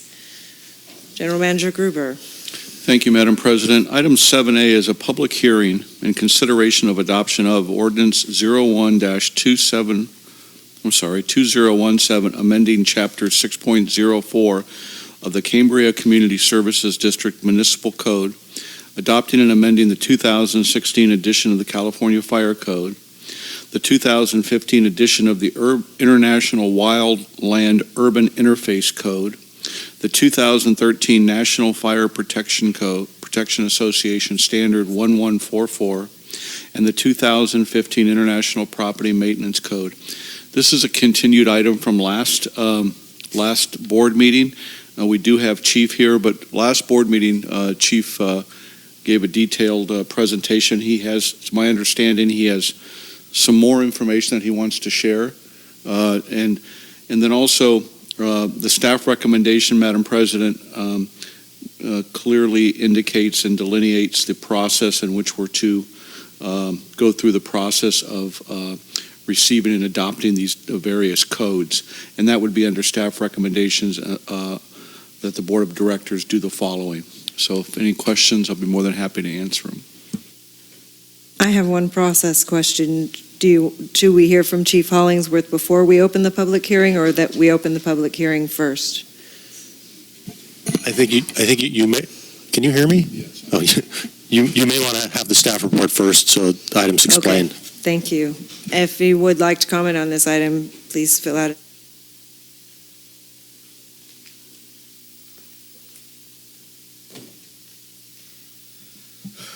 Good afternoon again. General Manager Gruber has clearly identified everything that was going on. I have the presentation here for you again to review and give you opportunity to ask questions or anything like that. I wasn't planning on going through it slide by side, but if there's something that you want to address, we can do so it's available for your reference. He's made it clear that there is an identified process. This is primarily because this is an unincorporated area and it falls under the purview of the Board of Supervisors. So having approved the resolution at the last meeting, you're looking at potentially approving the actual ordinance today. And then I have a tentative schedule to have this presented before the Board of Supervisors on March 21st. So that's what we're looking at doing, at least time-wise. There are the specific codes that we've already addressed, Mr. Gruber identified there. We are adopting the codes in whole, and what you are looking at is the local suggested amendments based on our working very closely with the county. So in years past, decisions were made to make things very specific to Cambria, which has helped us in some regards and made it difficult in others. So as we had the opportunity to work so closely with CAL FIRE this last year, it was an excellent chance for me to work with their code enforcement personnel and their prevention personnel and take the opportunity to adapt almost verbatim what they're doing. And it gives us a lot more enforceability in regards to how we're going to address fire-related building issues. For instance, building a house on one side of the street that's within the district and one that's not within the district, and yet they'll be virtually identically the same. So that's kind of what we're doing. So a lot of the language you see here is almost verbatim to what they're doing. Their process is about 3 months ahead of ours, and they have already approved all of this. So not only is it the intent to follow what they're doing, but the Board of Supervisors has already shown that they're fully supportive of the direction we're going. So with that, rather than going into every specific thing here, you've had the opportunity to have this for the last month. I'm here and available for questions and hopefully can answer anything that may come up here. I apologize. All right. I don't have any speaker slips. Is that Vice President Sanders? Question. Chief Hollingsworth, can you briefly touch on the the jurisdiction of the CCSD to order that dead trees be taken down when they constitute a hazard to other property, improved property? Yes, we do have the authority to do so, to basically identify them as dead, diseased, dying, and immediately endangering a property. Property owner is given that information, and then they can pursue that with a local arborist to have it taken down. There was a blanket permit that was applied for 2 years ago at the height of some of the fire concerns that started here. That was extended at least through the end of December of 2016. I have not been advised that it has been extended into 17. However, in an emergency situation, the county has indicated that in many regards, they will likely waive that permit fee just to help facilitate getting the tree down. But what's happening is that people will call occasionally with a concern. We will go out and look at that or turn it over to a fire prevention officer with CAL FIRE, depending on where it is, and they'll go and basically tag that tree, and then the local arborists here are very familiar with the process, and they can work, the homeowners can work with those arborists to get it done. And if a property owner is, he or she refuses to take the tree down, then what is the extent of our authority? That's a very interesting question, because that has rarely happened. And what we typically do is if people are reticent to comply with that, we advise the people that are concerned. For instance, if you are concerned that somebody else's property is causing that potential problem, that you write a certified letter to both your insurance company and to them, because then it puts them on the hook and it shows how serious you are. Almost every time that I've been advised of that situation, people have then complied. There is a fine line, because some people have actually gone to the extent of, well, if they're not going to take care of it, I will hire somebody, go on that property and cut it down. Well, that's trespassing, and that's illegal. And so depending on the nature of the person that owns it, that could create an issue. We haven't really had too many situations where people, once they've been advised of the problem, have refused to comply. And in those situations, typically what has happened is we've just called the county and tried to get county code enforcement involved. Director Sanders, we're always trying to get voluntary compliance, obviously, and I'm sure 99% of the time we will. In the cases where we really just can't, and it's an egregious violation, this can be criminally prosecuted under our code as either an infraction or a misdemeanor. So in the most egregious case, if we can't get the county to cooperate in trying to get compliance, our office would file a criminal complaint either as an infraction or a misdemeanor. And we've been very lucky that, as far as I know, we haven't had to go to that extent. Usually once enough people in uniform show up on their property to say you need to take care of this, they see the importance and they comply. My concern is that the problem with dead and dying trees is exponentially exacerbated due to the drought, and we may be faced with situations where property owners on unimproved property refuse to take trees down. That is true, and I know one of the things that's been addressed a little bit on the local fire safe committee is that whether or not the purchase of the biomass plant, if that's the direction we choose to go, whether or not that would be available for the possible disposal of those types of products. There's obviously a cost involved with taking those trees down, and some people may just be in a position where they're financially unable to do so. On the other side of that coin, it's the financial responsibility of the owner to take care of their property. So. Director Berenger? Yes, I have another question. Really, when you're locking these two codes together, your responsibilities are going to change a little bit, as before CAL FIRE was responsible for certain types of issues, and now you're going to be responsible for both theirs and your past issues. Is that correct? I'm not sure what you're referring to when you're locking two codes together. Well, when you're putting the amendments in, it was my understanding that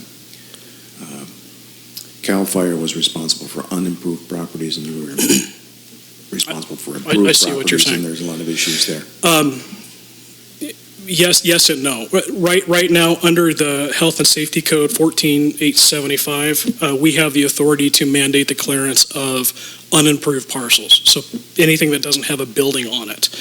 CAL FIRE, under their LE 100 program, has the authority to mandate clearance of improved parcels. So you may see them driving around and then marking houses and going out meeting with people and suggesting you've got too much accumulation of stuff on your roof, your gutters are not clear, it's too close to your fire chimney, things like that. And so in conjunction, we have worked really well together. However, there are a number of homes in the community where, because of the activity, the fire activity throughout the season, CAL FIRE does not have the time to get to, because they don't always have the personnel on the street to do so. So by adopting the International Property Maintenance Code, specifically, I think it's Section 302, we now have the ability proposed under this to extend that mandated clearing process to improved properties as well. It's not necessarily a duplication of efforts, they just overlap each other. And so if their engine or personnel were to actually go out and see something, they could correct it. If we did, we could correct it as well. So it doesn't really take the authority away from one person or the other. It just expands our ability to have people comply. One of the reasons this is important is because right now there's somewhere around the neighborhood of, I apologize for not having the exact numbers, about 1,900 parcels that we enforce clearance on under the Fire Hazard Fuel Reduction Program, those unimproved parcels. Well, just because a parcel doesn't have a building on it doesn't necessarily mean per county code that that's unimproved. If the person next to it bought it, combined it with their existing home property, even though there's nothing on it, it is now technically an improved parcel. I can no longer mandate that it's cleared under the Health and Safety Code. And so people that live right next door get very frustrated because they're not seeing the clearance issues that are being mandated everywhere else. Secondary to the International Property Maintenance Code, we should be able to now go to that property and say, no, you still have to clear it, and you need to help provide the fire safety for the community. As a follow-up, do you see that as being an added expense, or you just think it's a convenience?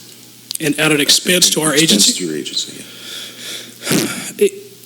It's going to change the focus a little bit of our personnel when they're out in the field. I think what we're going to be seeing is that we're going to be capturing more of these type of complaints as they're coming in, as opposed to just shedding them off to CAL FIRE or to the county. Because quite honestly, if it's within the district lines, we should be the ones addressing it because it falls within our purview. So I'm not saying that it's going to capture more personnel time, that they're going to have to be coming in and spending overtime or bring other people in to do this. But I absolutely see this taking a little bit more of an importance level within a workday, and some of the people may need to be addressing some of those issues more as they come up, rather than just giving them off to another agency. Director Thompson. Chief, upon adoption, it's been a long day, upon adoption by the Board of Supervisors, will this ordinance now then also apply to all the other incorporated areas of the county, or is this just specific to us? This is specific to the Cambria Community Services District. The county fire, which is run by CAL FIRE, has already gone through this process and had their fire code adopted by the Board of Supervisors, so they're already in place. So what would cover San Simeon or Harmony is already in place. I just have a couple of questions. There's a reference to fees on I'm on page 96 of the agenda. It's number 30. In the ordinance, it says, talking about fees for the activities and services performed by the fire department. Are we going to need to amend our fee schedule or make changes to it based on some of the fees that you're anticipating with this ordinance? I would suggest that probably is the case. I have a copy of the existing fee schedule right now, and it's actually silent to this issue. Okay. So it's probably something that would behoove the district to reevaluate and see if it needs to be updated. Can we add that to the fire ad hoc committee list of things to look at? Thank you, I appreciate that. Now this is just nitpicky, and it's not that I object, I'm just curious. In number 33 and 34, there's things about the minimum temperature. Okay, yeah. One of them 68, one's 65 for a workspace. I know it's like, it just seems like you have to have a heater that allows it to be at least 68 degrees. Right. Is there a reason for that? There is, and this is what we have to remember, that this is, it has to be capable of doing those things, not necessarily on. You're not going to have the heater on during the summer. No, I understand that. This is in response to the supplementing and augmenting the California Residential Code, the housing requirements, tenant requirements, habitability issues for multifamily residences, renter residents, landlord type issues, things like that. So it's not like we're going to be out looking for these issues. If somebody brings it to you? If somebody brings it to our attention, right now what we would typically do is refer it to code enforcement. But if it's now within our purview, which secondary to this it would be, we would have the ability to go in there and help rectify that situation. For instance, a few years ago, California State Fire Marshal helped pass a bill, and for the life of me, I can't remember the number of it right now, that mandates both smoke and heat detectors and then carbon monoxide detectors, not only in all commercial businesses, but in residences as well. So you may not have one in your home right now, even though it's by law supposed to be there. If you were to go sell it, an inspector would see that and tell you have to have it there. If we're in there secondary to a typical 911 call, which is what normally happens, that's a very common thing for us to look around and say, oh, you don't have a smoke detector in this bedroom. Well, that by law is supposed to be there. We take the opportunity to mention that to them, and I would venture to say much greater than 99% or much greater than 90% of the time people comply. They want to have that level of protection. We received a grant a number of years ago and have a stash of smoke and heat detectors at the fire station, and we give those out to people that need them if they can't supply them. One of the things we do through the Fire Prevention Week at the schools, we give the kids homework, go home, tell us if you don't have one, we'll give it to you the next day in school. So the intent is to get these out there to people that don't have the ability to get them. I think one of the important things to remember, and Mr. Gruber suggested this earlier, is that our intent in all of this process is voluntary compliance. Nobody here has the mindset of punitive actions. Nobody's going after anybody. This isn't a new funding source.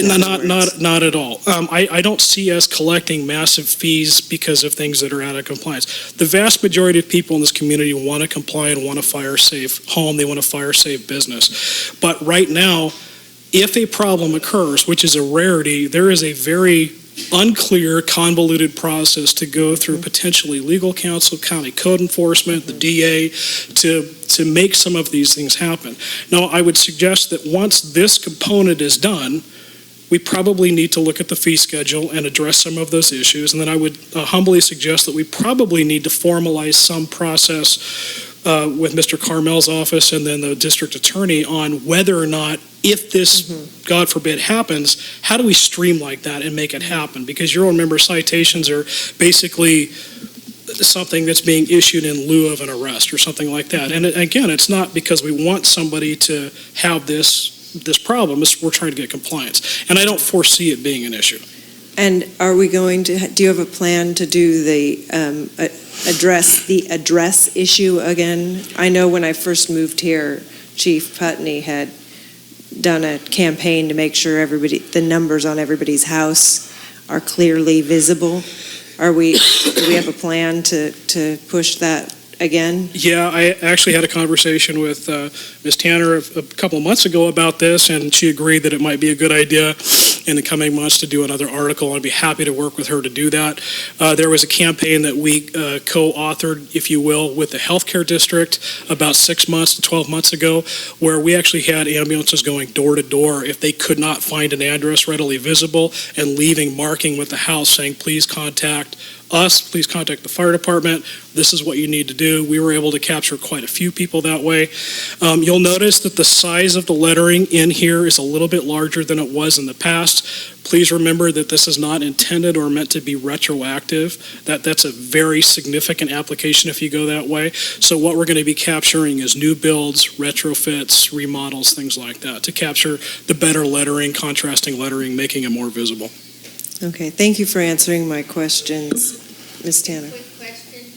Now that you'll also have authority for the unimproved lots, even though you don't have primary authority, will that be addressed on the notices that you send out? You mean for the fire fuel Fire hazard fuel reduction. I think that's a great opportunity to capture that, and we're going to be working with admin in the coming months on developing that notice, and I think what we'll do is make sure the wordage and everything is compliant with what needs to be done, and we can include that. Okay, all right. Are there any other questions or concerns? I'd take a motion. We have to open the public hearing. We do. Let's open the public hearing.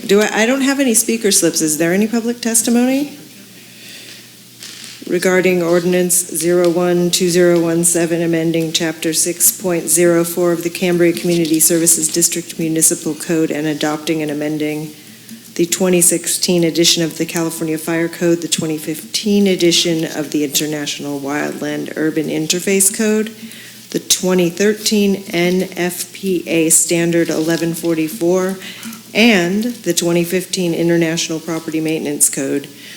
Do I have any public input? Okay, then I'm going to close the public hearing. I need a motion to waive further reading.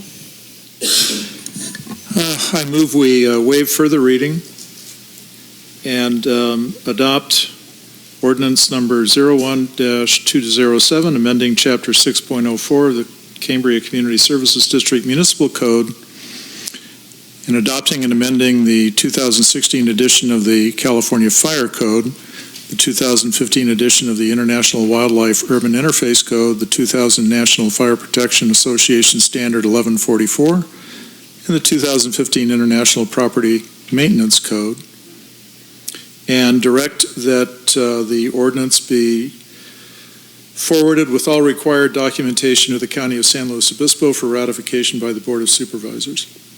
I'll second that. It's been moved and seconded. Is there further discussion? Exactly. If there's nothing further, let's have a roll call vote, please. Monique?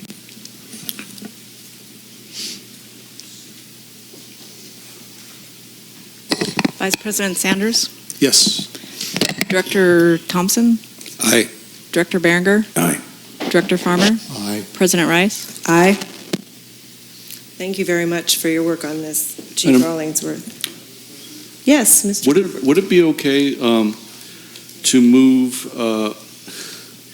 8C to 8A? Because Glenn LaJoy is here, and he's been here for several hours. So if it's the board's pleasure, so he can. Yeah. Let's do it. I don't know, are we going to have to wait until August to get the final EIR? Yes, we can move it. Yes, we can move 8C to. Thank you, Madam. We'll extract a promise from. Thank you, Madam Glenn President. LaJoy. Would you like me to go ahead and introduce that? Okay. Item 8C is discussion and consideration to approve an amendment to the agreement with Michael Baker International for the additional funding for the EIR support.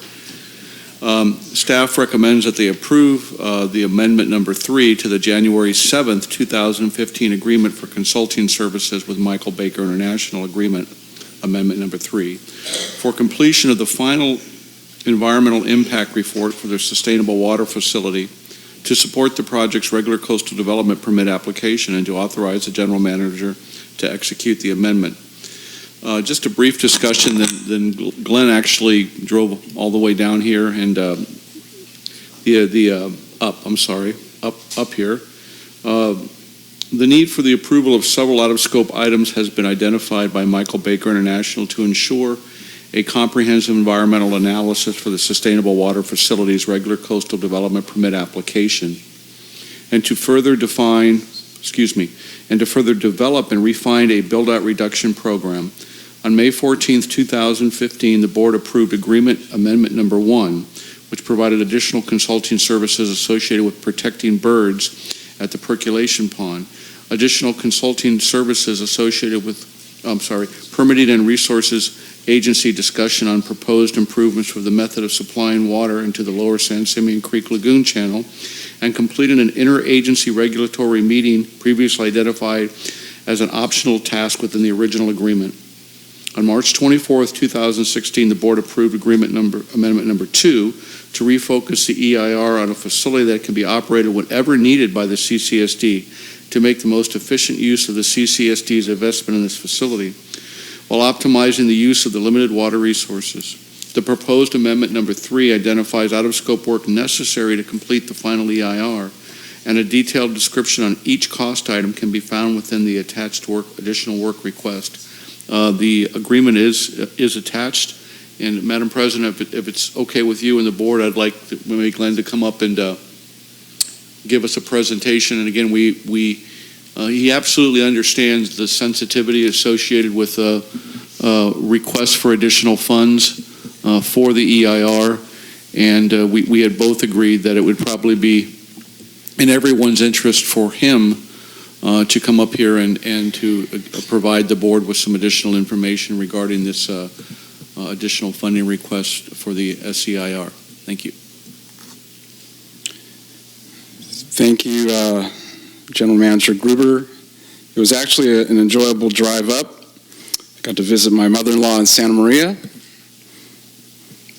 Beautiful in Santa Barbara. Thank you. Glenn LaJoy, Michael Baker International, formerly RBF Consulting, President Rice, members of the board. As summarized by General Manager Gruber, it's been quite an effort, and we really are on the stretch run with completion of the final EIR with a substantial effort on the response to comments process. It is an extremely comprehensive analysis. The mention of disposal at South County District is included in the analysis, in the alternatives analysis of the draft EIR. The process was very collaborative with staff, and very much so our focus is the compliance with the California Environmental Quality Act, the environmental analysis, but in every step of the way it became an iterative process in terms of project design. Our analysis reached conclusions, and the project description process was extensive, and we reached a conclusion, developed the project description, launched the analysis, and then there was modifications in an effort to make it a better project. That's basically the spirit of how the process was conducted. There were two parts, as in your staff report there's mention of the project description changes. The transition from the evaporation pond to the Baker tanks and the trucking, and the original analysis to Kettleman. And that process has continued to evolve to an even better project that will be further presented in the final EIR. The repurposing of the pond, it's very comprehensive. Through the process in the spring and summer of 2016, there was this back and forth, and then a very focused effort,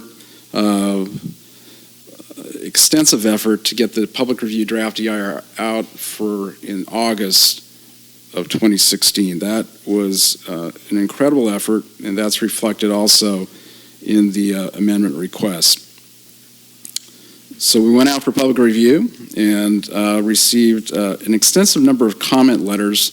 Many are duplicative and copies of other letters you'll see in the packet of comments, but there are also very comprehensive and very detailed comments from agencies as well as interest groups that have continued our process in terms of the collaborative effort, both with legal counsel as well as the technical team in developing the final EIR, the response to comments.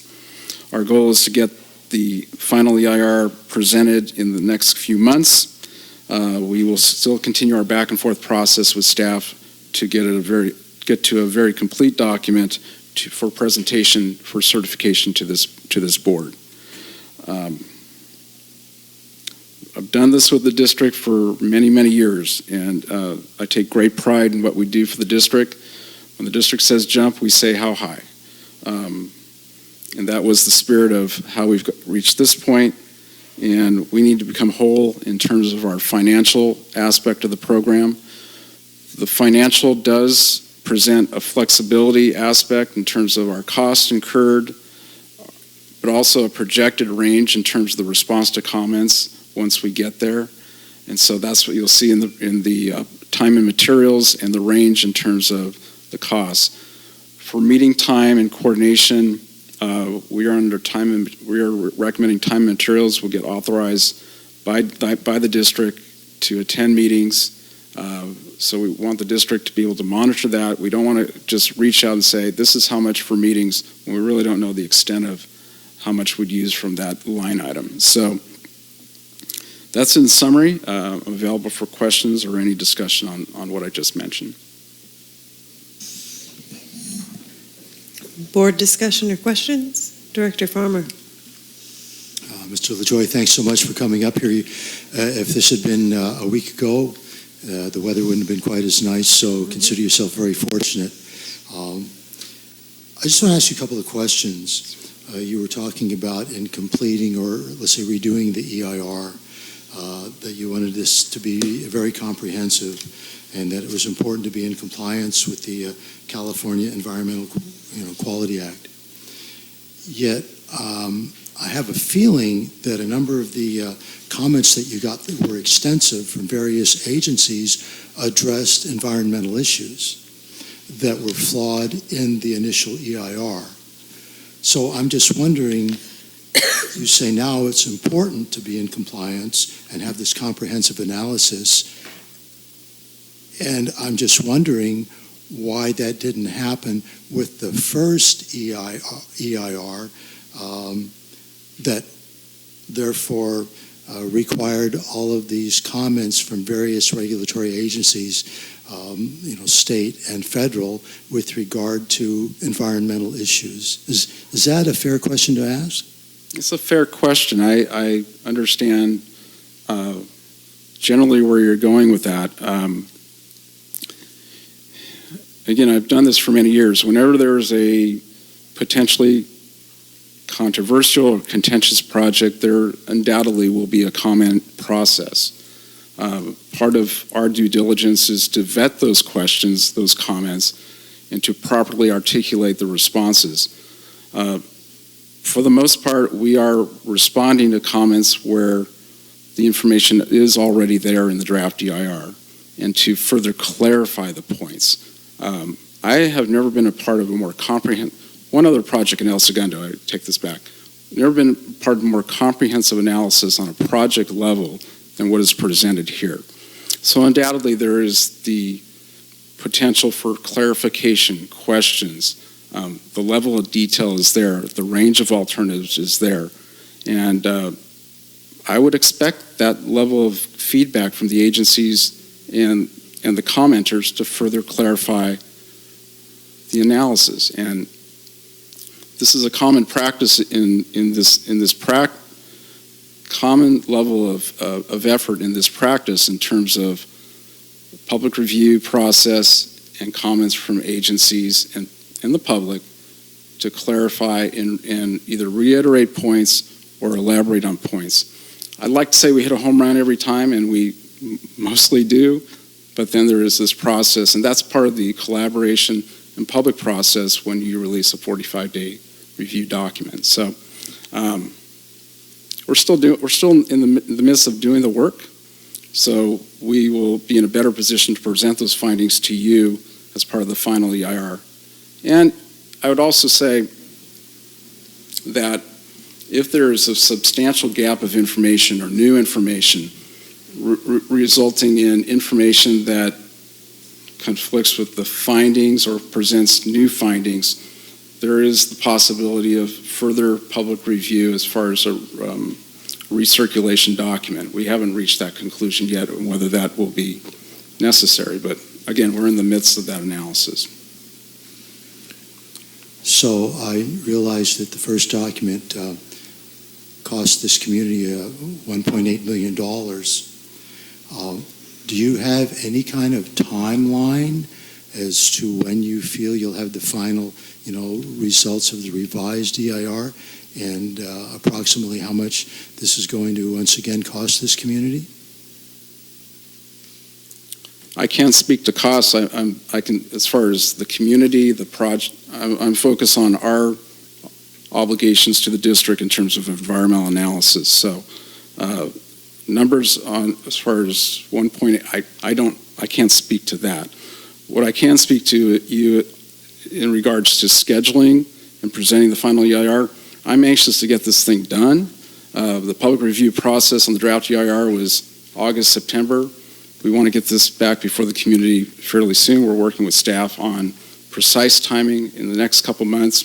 We're talking about the springtime, mid to late, somewhere in mid to late spring is our goal to present to you. I hope that it works out for all concerned. Thank you. Madam President, can I chime in? Based upon some experience with environmental impact reports, the process that we're going through and the expense entailed is not unusual. The comments often don't relate to the quality of the draft that is circulated for comment. Many times information that is requested in the comments is buried in technical appendices, for example, that the agencies haven't read. So rather than spend an inordinate amount of time boring into the technical appendices, they'll simply throw out a comment, and then Glenn's firm has to fish out the responses to the comment buried in the technical appendices. I'll give you an example. One public agency, a prominent public agency, gave us a 14-page comment letter, roughly 14 pages. I think about half of the 14 pages consisted of statements and questions about the volume of water that would be flowing in the creek when the SWF is extracting water from the creek. What the agency failed to take into account is we percolate into the aquifer as much or more water than we take out with the SWF. It's a complicated process of doing the analysis to convince the public agency through the response to comments process that that is a fact, but it is a fact. That's kind of typical of what goes on. I don't think the volume of comments relates in any way to the quality of the work product. I think the quality of the work product, quite frankly, is outstanding. It's just kind of the way it is. That's the best explanation I can give. So what you're saying is it was a document that's an excellent document, but that the comments from various agencies are what is flawed. Not at all. I think that's kind of what you just said. No, I don't think the comments are flawed. I think in many... So let's say they didn't do their due diligence in getting all the information that was in the document. In some cases, that's correct. Yeah.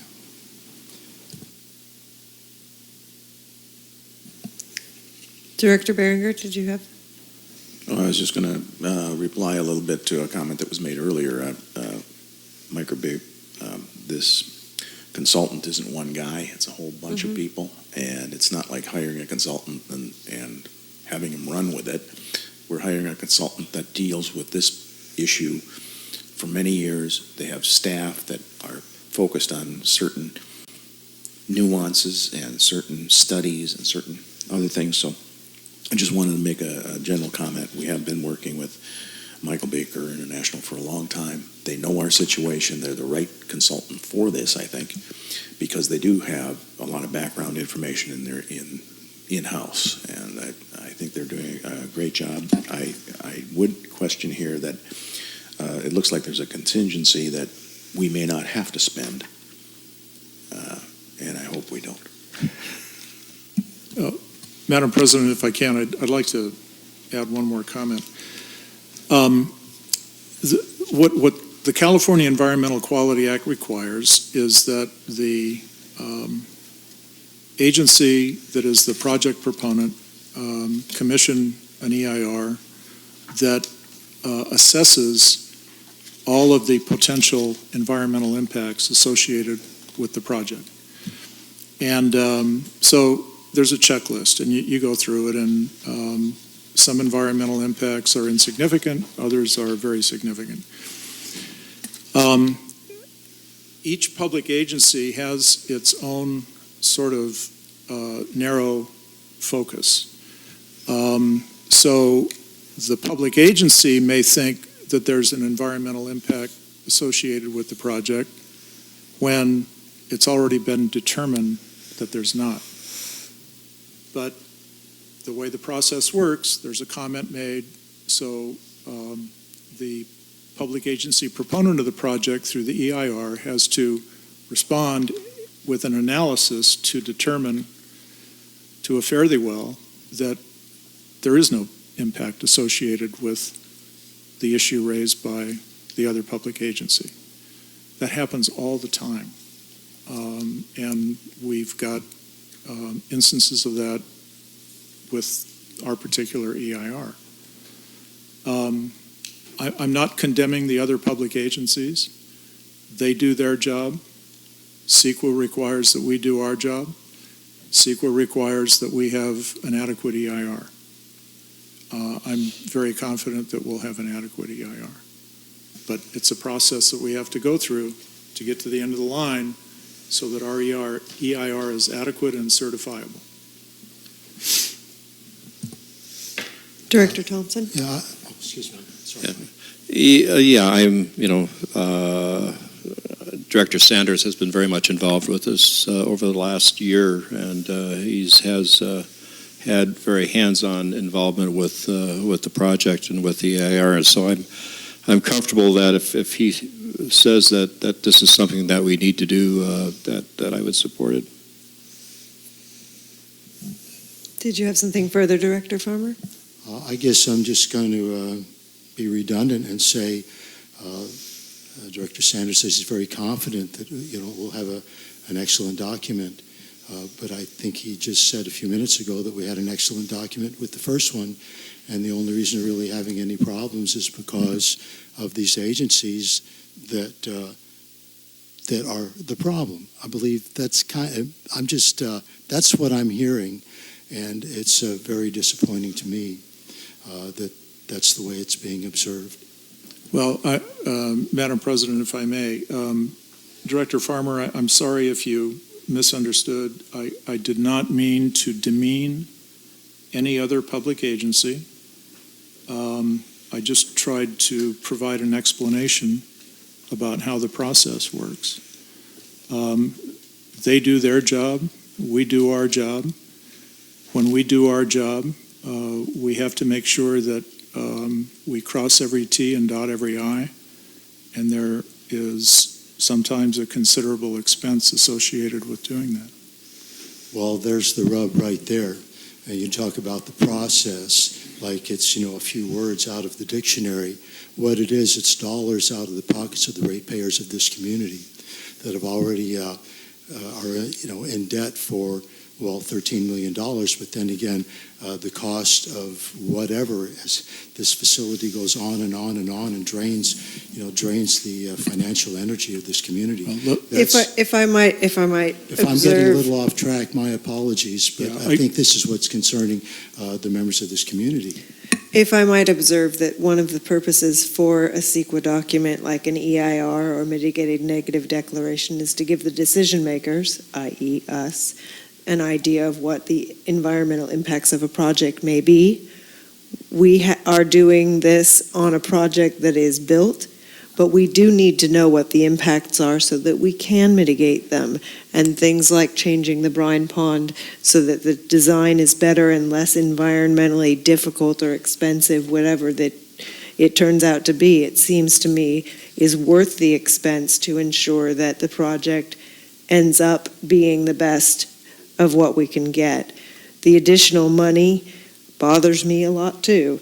The contingency, and I have a couple questions related to the contingency and the approvals of that. It isn't, we're not going to stop right now with Michael Baker International. We're almost through. We have to finish this, but what I would like to see is some kind of contingency if it's not done by, say, May 15th, since it seems like it's not going to be April or something. Because I think we got the push on with getting the draft out in August. I think that with the commitment of the additional funds that the man hours, woman hours, staffing hours that need to be put into this, it seems to me, if this isn't going to cover getting it done in the time frame that we want to try and have it done, then it doesn't really meet what I'm looking for. Because I know you can do it on the deadline. Let's put something in there, either an incentive or a disincentive to meet that kind of deadline that we're looking at. The contingency, it says, subject to prior authorization from CCSD. Is this the prior authorization, or would it have to be authorized by the board, or it's general manager's authority? This difference between possibly 492 hours and 648 hours, it's $34,000.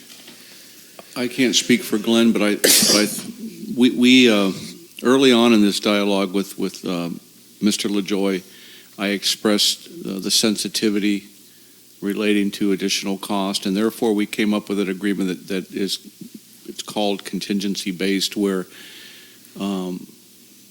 it didn't automatically say this is what it's going to cost.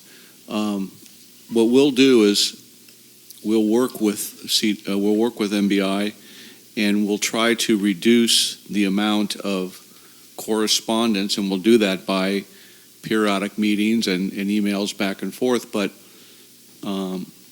if the board approves this, the hope is that the money that's being authorized doesn't necessarily mean that it'll be spent in its entirety.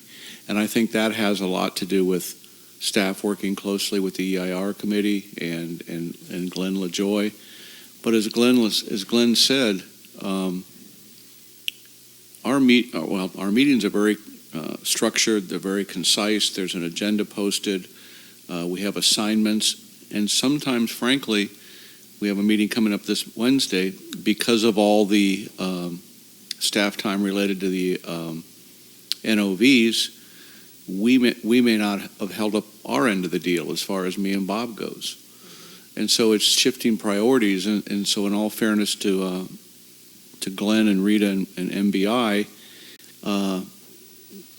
they give us assignments. We work collaboratively as a team, and there's milestones to accomplish.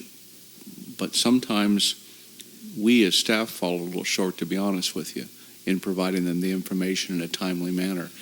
So, but we're doing the best we can. I know that was a long answer, but I think that staff and NBI are committed to making sure that this funding is sufficient to bring you an EIR that can be certified. Madam President, if I can. I think, Tim, if you don't mind, I think Tim had were you going to say something, Mr. Carmelo? I just wanted to clarify, did you want to know who had the authority to authorize the $34,000? Yes, please. Under the contract, it's not specified. It says CCSD. I'll read the item. It says, therefore, MBI requests the difference between the high and the low, $34,405. Right, that's what I was be looking designated at. as a contingency. But you can certainly specify that it come back to the board if that's the board's desire. Okay, thank you for clarifying. Just two things. First, I want to clarify that the debt is not $13 million. It's $8.9 million. Secondly, I think it would be really unfair. I appreciate your suggestion, Madam President, about giving MBI a deadline, but as the general manager explained, shifting priorities can often result in the district not getting done what the district needs to do in order to allow Michael Baker International to go forward. I've been working with the district and the consultant on this for the better part of a year. I've known Glenn LaJoy and his firm and the firm's predecessor, RBF, for a long time. I know that they will give this the highest priority, and I can commit to you that I'll make sure they do that.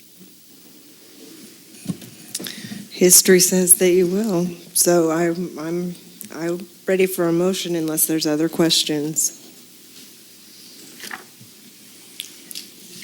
I move that we approve the amendment to the agreement with Michael Baker International for additional funding for the EIR support.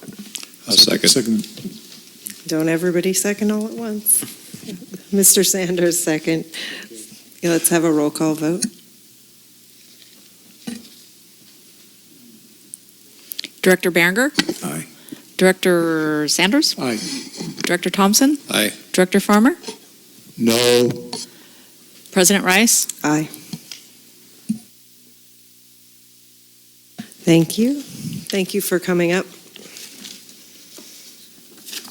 I think we go back now to 8A, unless you guys want to go reverse order and do B first. No, Madam President, we don't. It'll really confuse everybody. CBA, whatever. Thank you. Item 8A is discussion and consideration of adoption of Resolution 10-2017, extending the suspension of enforcement and surcharge penalties relating to water conservation measures, restrictions on the use of potable water, and the maximum water use allotments. And I'm going to let District Council Tim Carmel talk a little bit about this one. Thank you for that opportunity. Madam President, members of the board, on February 18th, 2016, this board suspended enforcement of surcharges and penalties that are related to the exceeding your maximum water allotment. That's now been extended, I think, 4 times, and the current extension will expire at the end of this month on February 28th. So before you have an additional resolution that will extend it through June, through the end of June. I'd be glad to answer any questions. It's a fairly straightforward item. I have a question. I don't have any public comment slips. I do have a question. Is this the surcharges are part of the emergency declaration that we did? The resolution we passed related to the drought? That's correct. And is this part of the resolution? Could we essentially, probably not today, but could we pass a resolution that declared we are still in an emergency but left and has all the requirements of the reductions in use, but doesn't have surcharges as part of the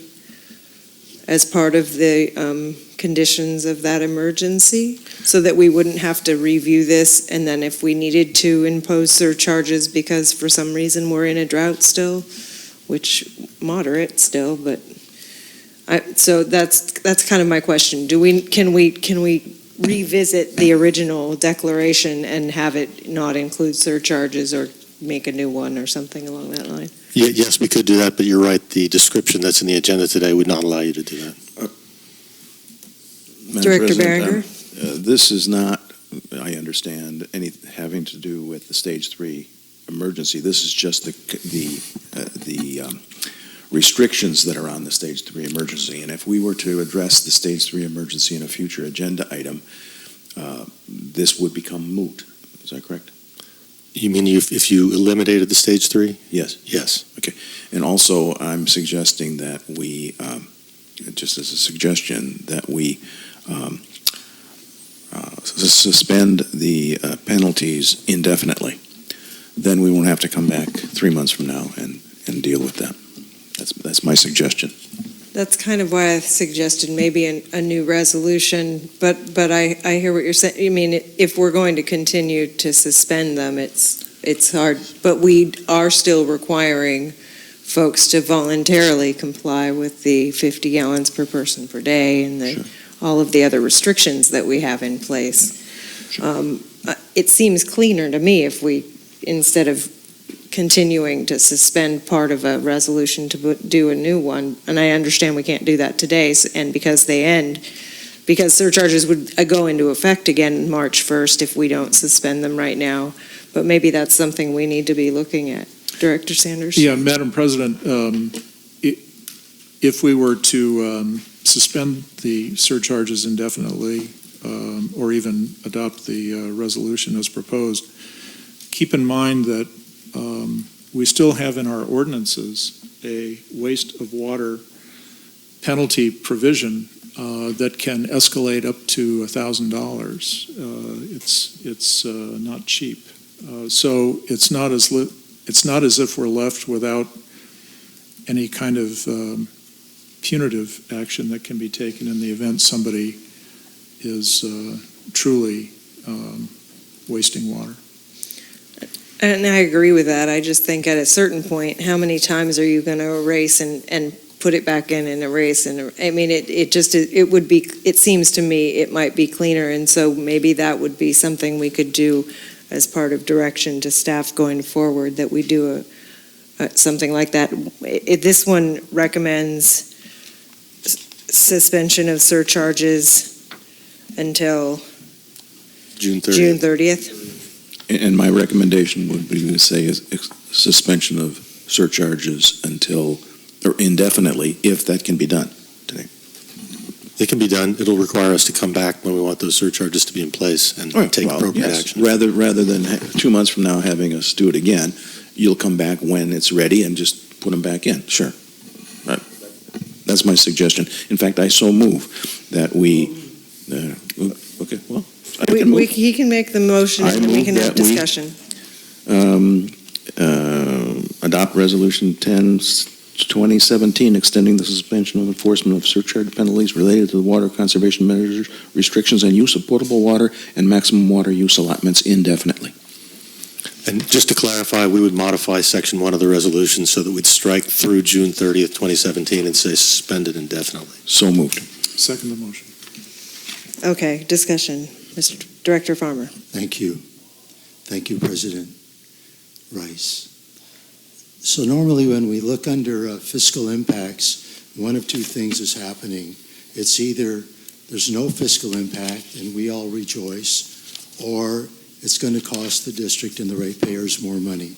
In this case, wow, fiscal impact, we find out here that there was actually $228,000 collected by folks that went over their allotted amount of water, and they paid a penalty. And that happened in fiscal year 2014-2015 when we had the penalties. Now, I'm not a draconian kind of guy by any stretch of the imagination. And it's awesome that we have gotten this rain. I'm sorry if I know it's inconvenient. Some folks out there, people had property damage and that type of thing, and it bums me out, but I think we're all grateful for this water, the green hillsides, the reservoirs filling up. But getting back to this point, we're living in the 21st century.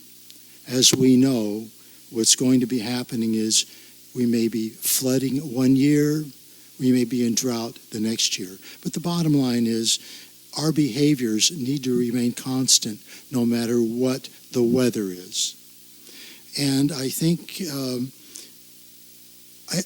an important thing to remind members of this community who we know are not only very intelligent, but very responsible, and the way they reacted when the drought first happened. So we know we've got people out there, and I think the majority of them are still being very consistent in their water usage. But as it mentions here, 7 to 10% of residential customers paid penalties and surcharges, and 20% of commercial users.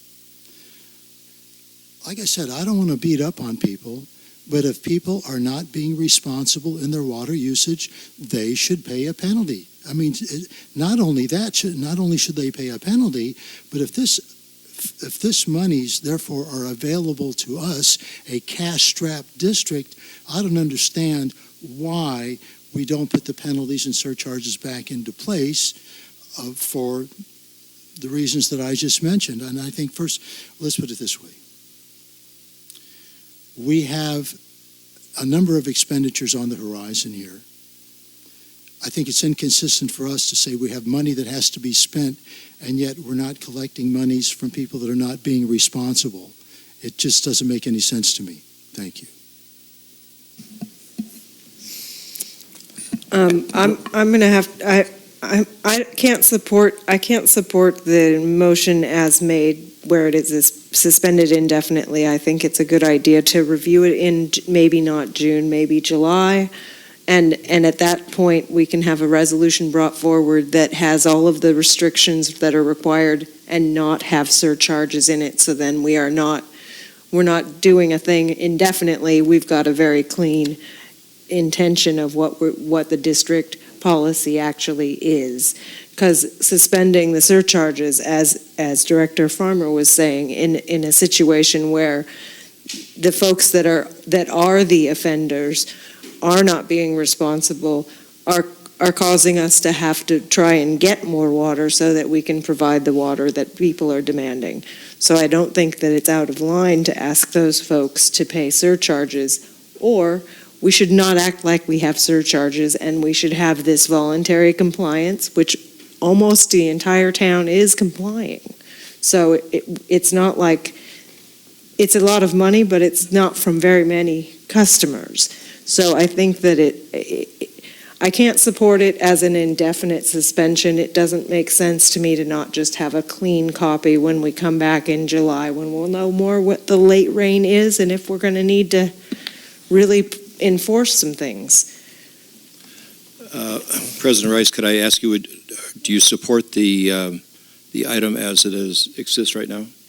Absolutely. Then I would join you in that and ask that we, in the spirit of having a more unanimous vote, that we withdraw the motion and vote on. Or I'll accept the friendly amendment to as July. The maker of Sorry. the second will do the same. Are you agreeable to Whatever it says in the Yeah. packet. All right, thank you. I appreciate that. I would like to make a short comment. There's a suspicion that there's water wasters out there and they just don't care. I think that that's a nice notion for people to think, but it's I believe that if you had a restaurant that and you tried to save every dollar you can and yet you're still paying surcharges, it's because the allotments that were made are not even, or you'll have someone that has a vacation home here. They bring in their kids, and yet they're counted as nothing.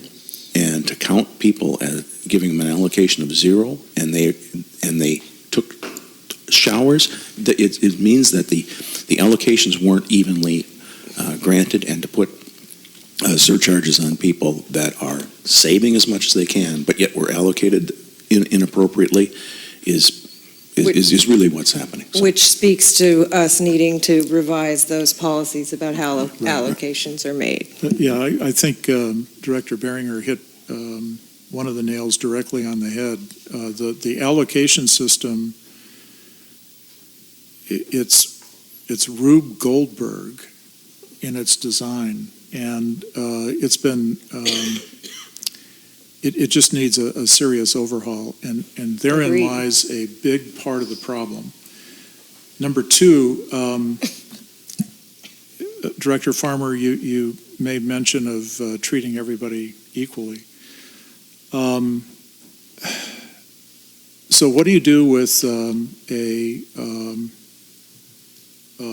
very elderly person who is living month to month on a small pension, happens to own a house here, lucky to do so, has a leak that goes undetected for a significant period of time, and is suddenly faced with a surcharge of $1,500. And paying that surcharge means the difference between living in the house or having to move out. And I'm not making that up. That's a fact. So you've got these first of all, this inequitable allocation system that was done many, many years ago and has not been revised since. And you've got, on the other end of the spectrum, people who are being penalized to the point of being driven out of town. I mean, I don't mean to sound like a bleeding heart, but those are facts. Those are actual cases. And to have to adjudicate each one of those on a case-by-case basis, it's not only operationally extremely time-consuming and costs a heck of a lot of staff time, which is not reflected in these gross numbers here, but results in giving a benefit to one person one day and then having to deny the same benefit to another person the next day, and it just doesn't work, bottom line. I don't necessarily know how to reply. Obviously, there are going to be extenuating circumstances in certain, like I said, extenuating circumstances when certain things occur, and we obviously need to have some compassion in that area. There's absolutely no doubt about that. But I would also allude to the fact that because of the increasing water rates in this community, because of our new facility, that there are also people on fixed incomes that own their own homes that don't know what they're going to do in the future. Thank you. And eliminating surcharges doesn't necessarily end the inequity, because it is a difficult sword's edge, and I think that the irresponsible people are not going to comply even if there were surcharges. That's the reality of it, and that's just grabbing more money out of their pocket because they choose to use as much water as they please without regard to what other people need in the community. And I don't think surcharges are ever going to affect a change, which is what surcharges are intended to do. It's not intended to be a money raiser. Call the question. Let's have a roll call vote, please, Monique. Director Berenger? Aye. Vice President Sanders? Aye. Director Farmer? No. Director Thompson? Aye. President Rice? Thank you. That passes 4-1. One more item, 8BBB. Yes, Madam President and board members, You have 12 minutes, sir. 8B is consideration of approval of professional services agreement with Ducharum, McMillan and Associates for the sales use tax overpayment review, and I will ask District Councilor Tim Carmel to briefly present this one. You have 11 minutes.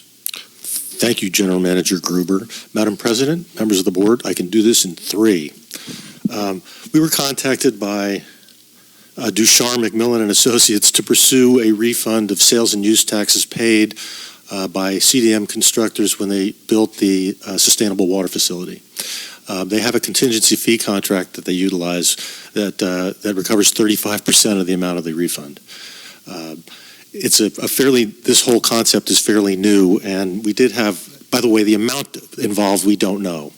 We know we paid CDM constructors $7.4 million, I believe. So we're talking about potentially a significant amount of money here, about $70,000 per $1 million upon which the tax was recovered. So it could be significant. The 35% is a pretty big hit, as you can imagine.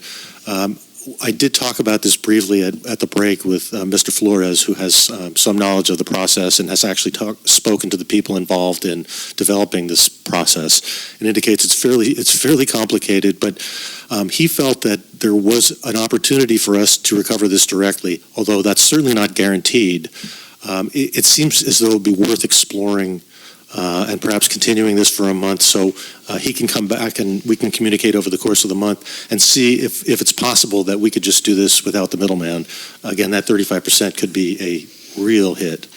So we'd recommend that you, without getting into the details of the contract, that you continue this for a month, and we'll come back next month, hopefully with some answers based on what Mr. Flores comes up with. Does anybody have any question? because I think that that's a good recommendation. If there is no objection, we will go that direction and table this at least until the March meeting. Is that okay? Good Yeah. idea. Okay. No Done. motion required, just table. Let's do a motion just so we have a clear record. I move that we table this till next March. Second the motion.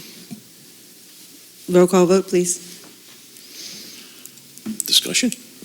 You know, it may make sense, and I don't mean to belabor the point, to just hear from Mr. Flores just briefly. He'll give you a little better clue as to what I was trying to articulate, and maybe just a minute of his time is worth. Is worth. He's here. He's yeah, stayed. let's do it. Yeah. We're paying him. Thank you, Madam President and board members. This will take about 20 minutes, if that's okay. I'm sorry, sir. You're fired.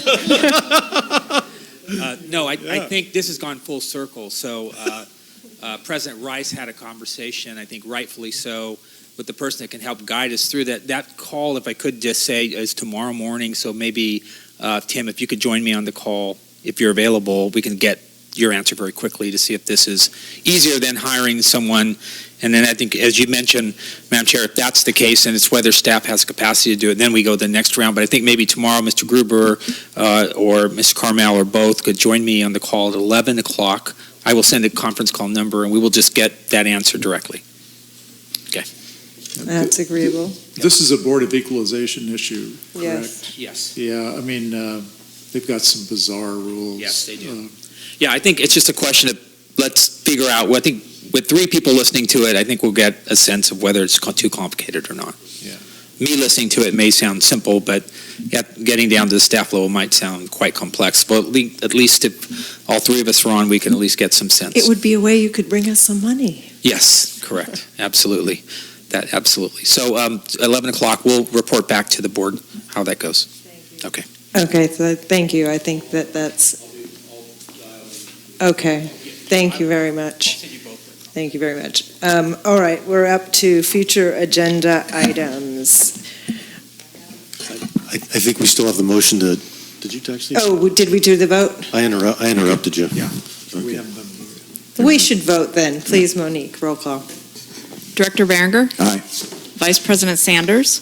Aye. Director Thompson? Aye. Director Farmer? Aye. President Rice? Aye. Thank you. Now can we go to future? Now are we on future agenda items? I don't see any objection to that. All right. Briefly, are we going to have quarterly reports from the BRPCC and the pros in March, or is that going to be wait until April?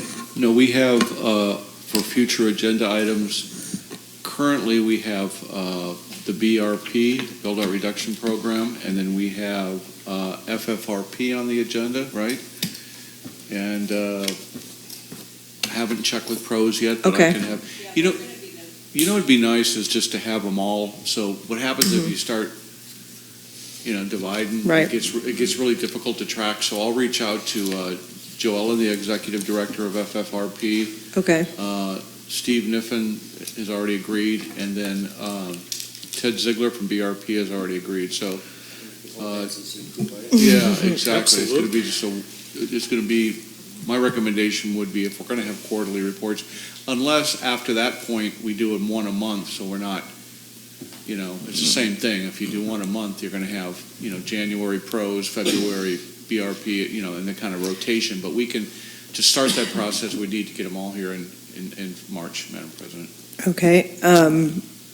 I would like to get board consensus about the budget and audit items that were on a separate meeting on the 14th.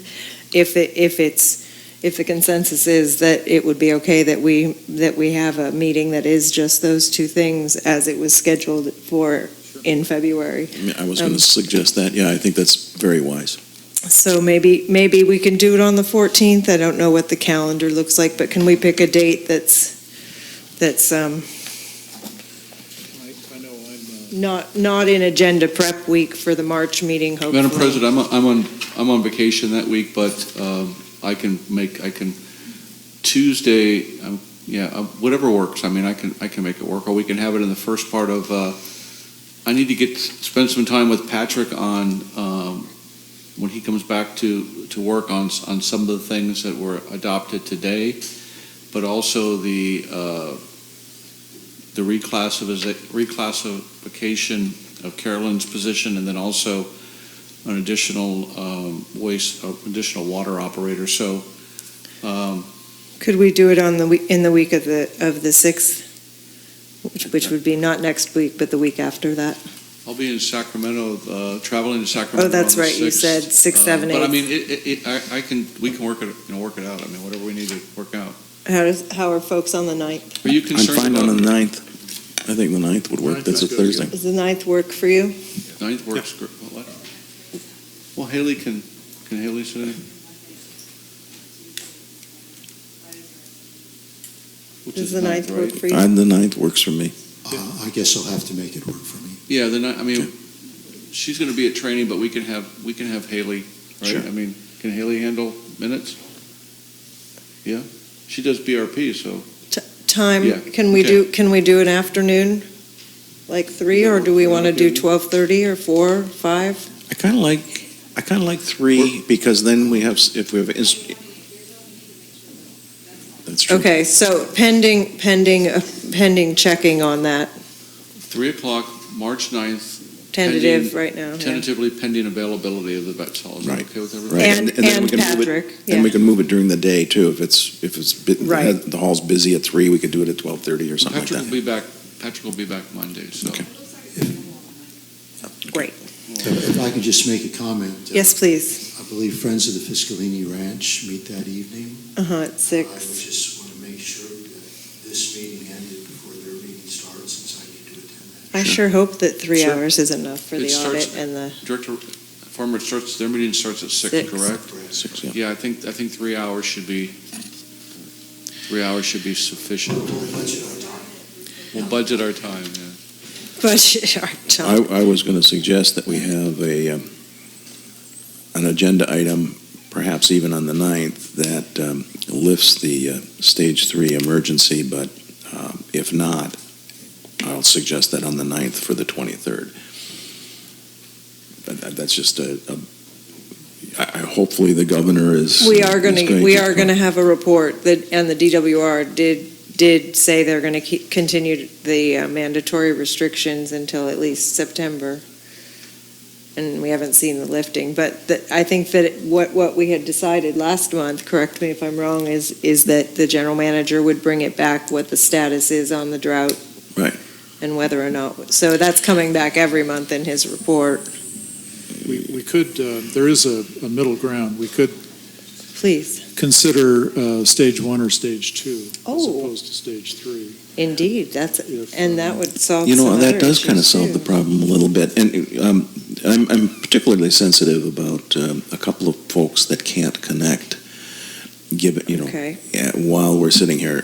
Well, let's not have the discussion now. Let's, Okay. if somebody would make a clear motion about what they would like to have on the agenda for March 23rd, that would be helpful. I have an item. First, I want to mention. Wait, please, we're still on this one, please. Go ahead. I move that we have a review of stage 3 on the March 23rd agenda. Second the motion. Okay, moved and seconded, and, I just want to make it clear that direction. we have latitude. yeah, the direction to be staged If we 1 or 2. review stage 3, could we also consider stage 2, for example? Yes, we'll certainly make a broad range of options. Options, thank you. All right, let's have a vote on that unless there's further discussion to have this on the agenda. Yes. Director Berenger? Aye. Vice President Sanders? Aye. Director Thompson? Aye. Director Farmer? President Rice? Sorry. It slips sometimes. I did that to her with Berenger many times. All right, and the last item that I wanted to kind of get, oh, yes. Thank you. Maybe put an item on the agenda, but I wanted to mention, as we're talking about these various stages, I remember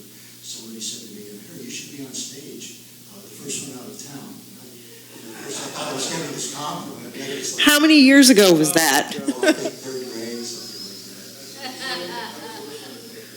like that. At Rotary, you get fined for a joke like that. All right, So, just a moment. yes. So, unfortunately, Dean Flores just left. During the break, he and I were discussing perhaps reworking his contract and maybe refocusing, refining, or redefining where he puts his energies, how much time he spends in representing the district, and lowering his salary. And he seemed quite amenable to that. He said, I'd have no problem with that. And also that when he came back the next time, that he would give us an update as to what it is that he accomplished for the district in 2016. You know, a job, kind of a, I guess you say a job performance review. And he said he'd be totally cool with that. Now, I don't know if that should be, you know, an agenda item, but he was, I'm sorry, he just walked out about 5 minutes ago, but he said he's totally okay with me. You're going to bring it up. Yeah, exactly. When is his contract up for renewal? June.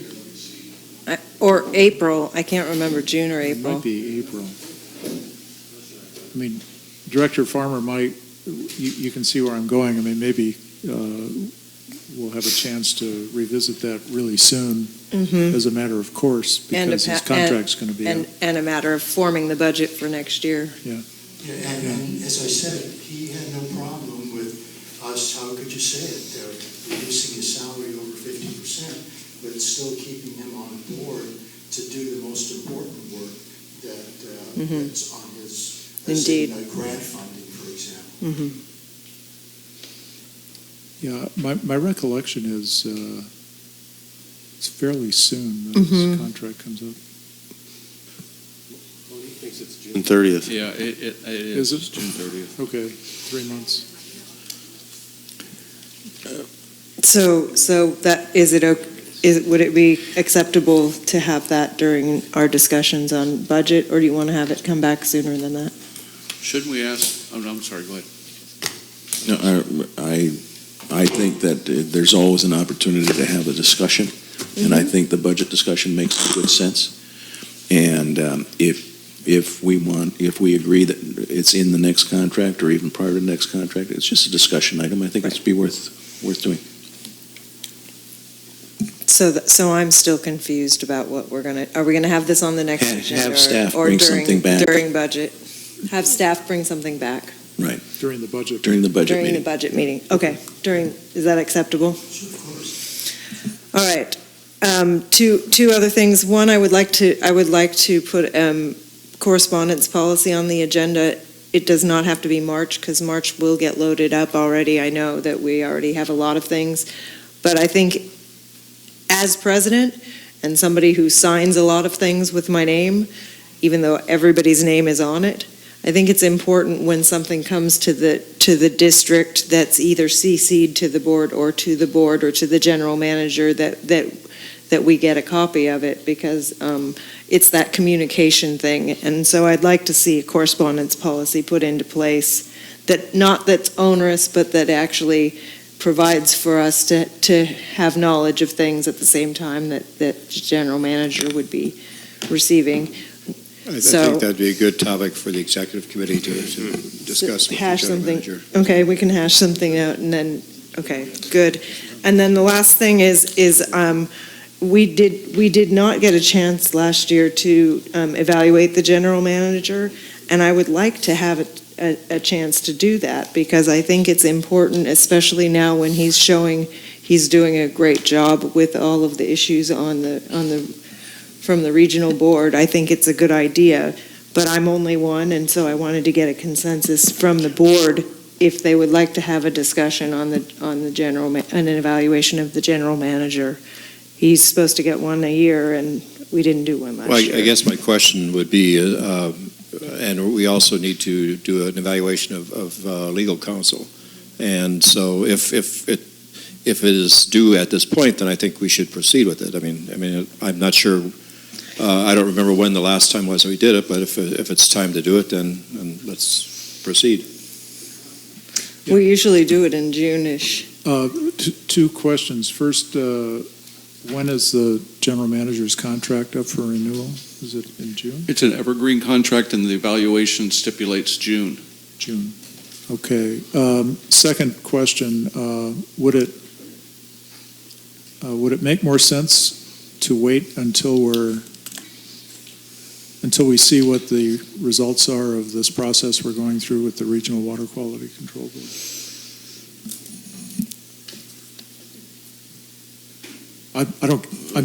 It's a rhetorical question almost. I think it's a good idea to do it sooner rather than later, because then when we get further information, we are already kind of on the same page. I think it's important. I mean, this is the second most important job after making sure we're not overspending the budget. I would think, I would just suggest May, which is prior to the contract renewal. I'm just putting it out there. March, April, May.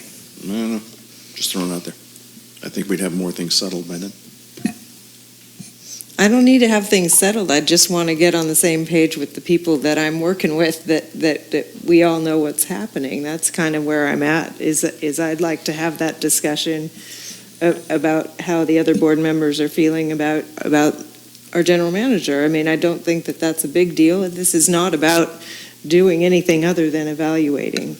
Yeah, I don't think it's a big deal. I think we should be doing it every year, and if we didn't last year, we were remiss. So I think we should do it, and I don't think it really has any bearing upon what the status of the NOVs are. I mean, I think we need to move forward at the time that it's due.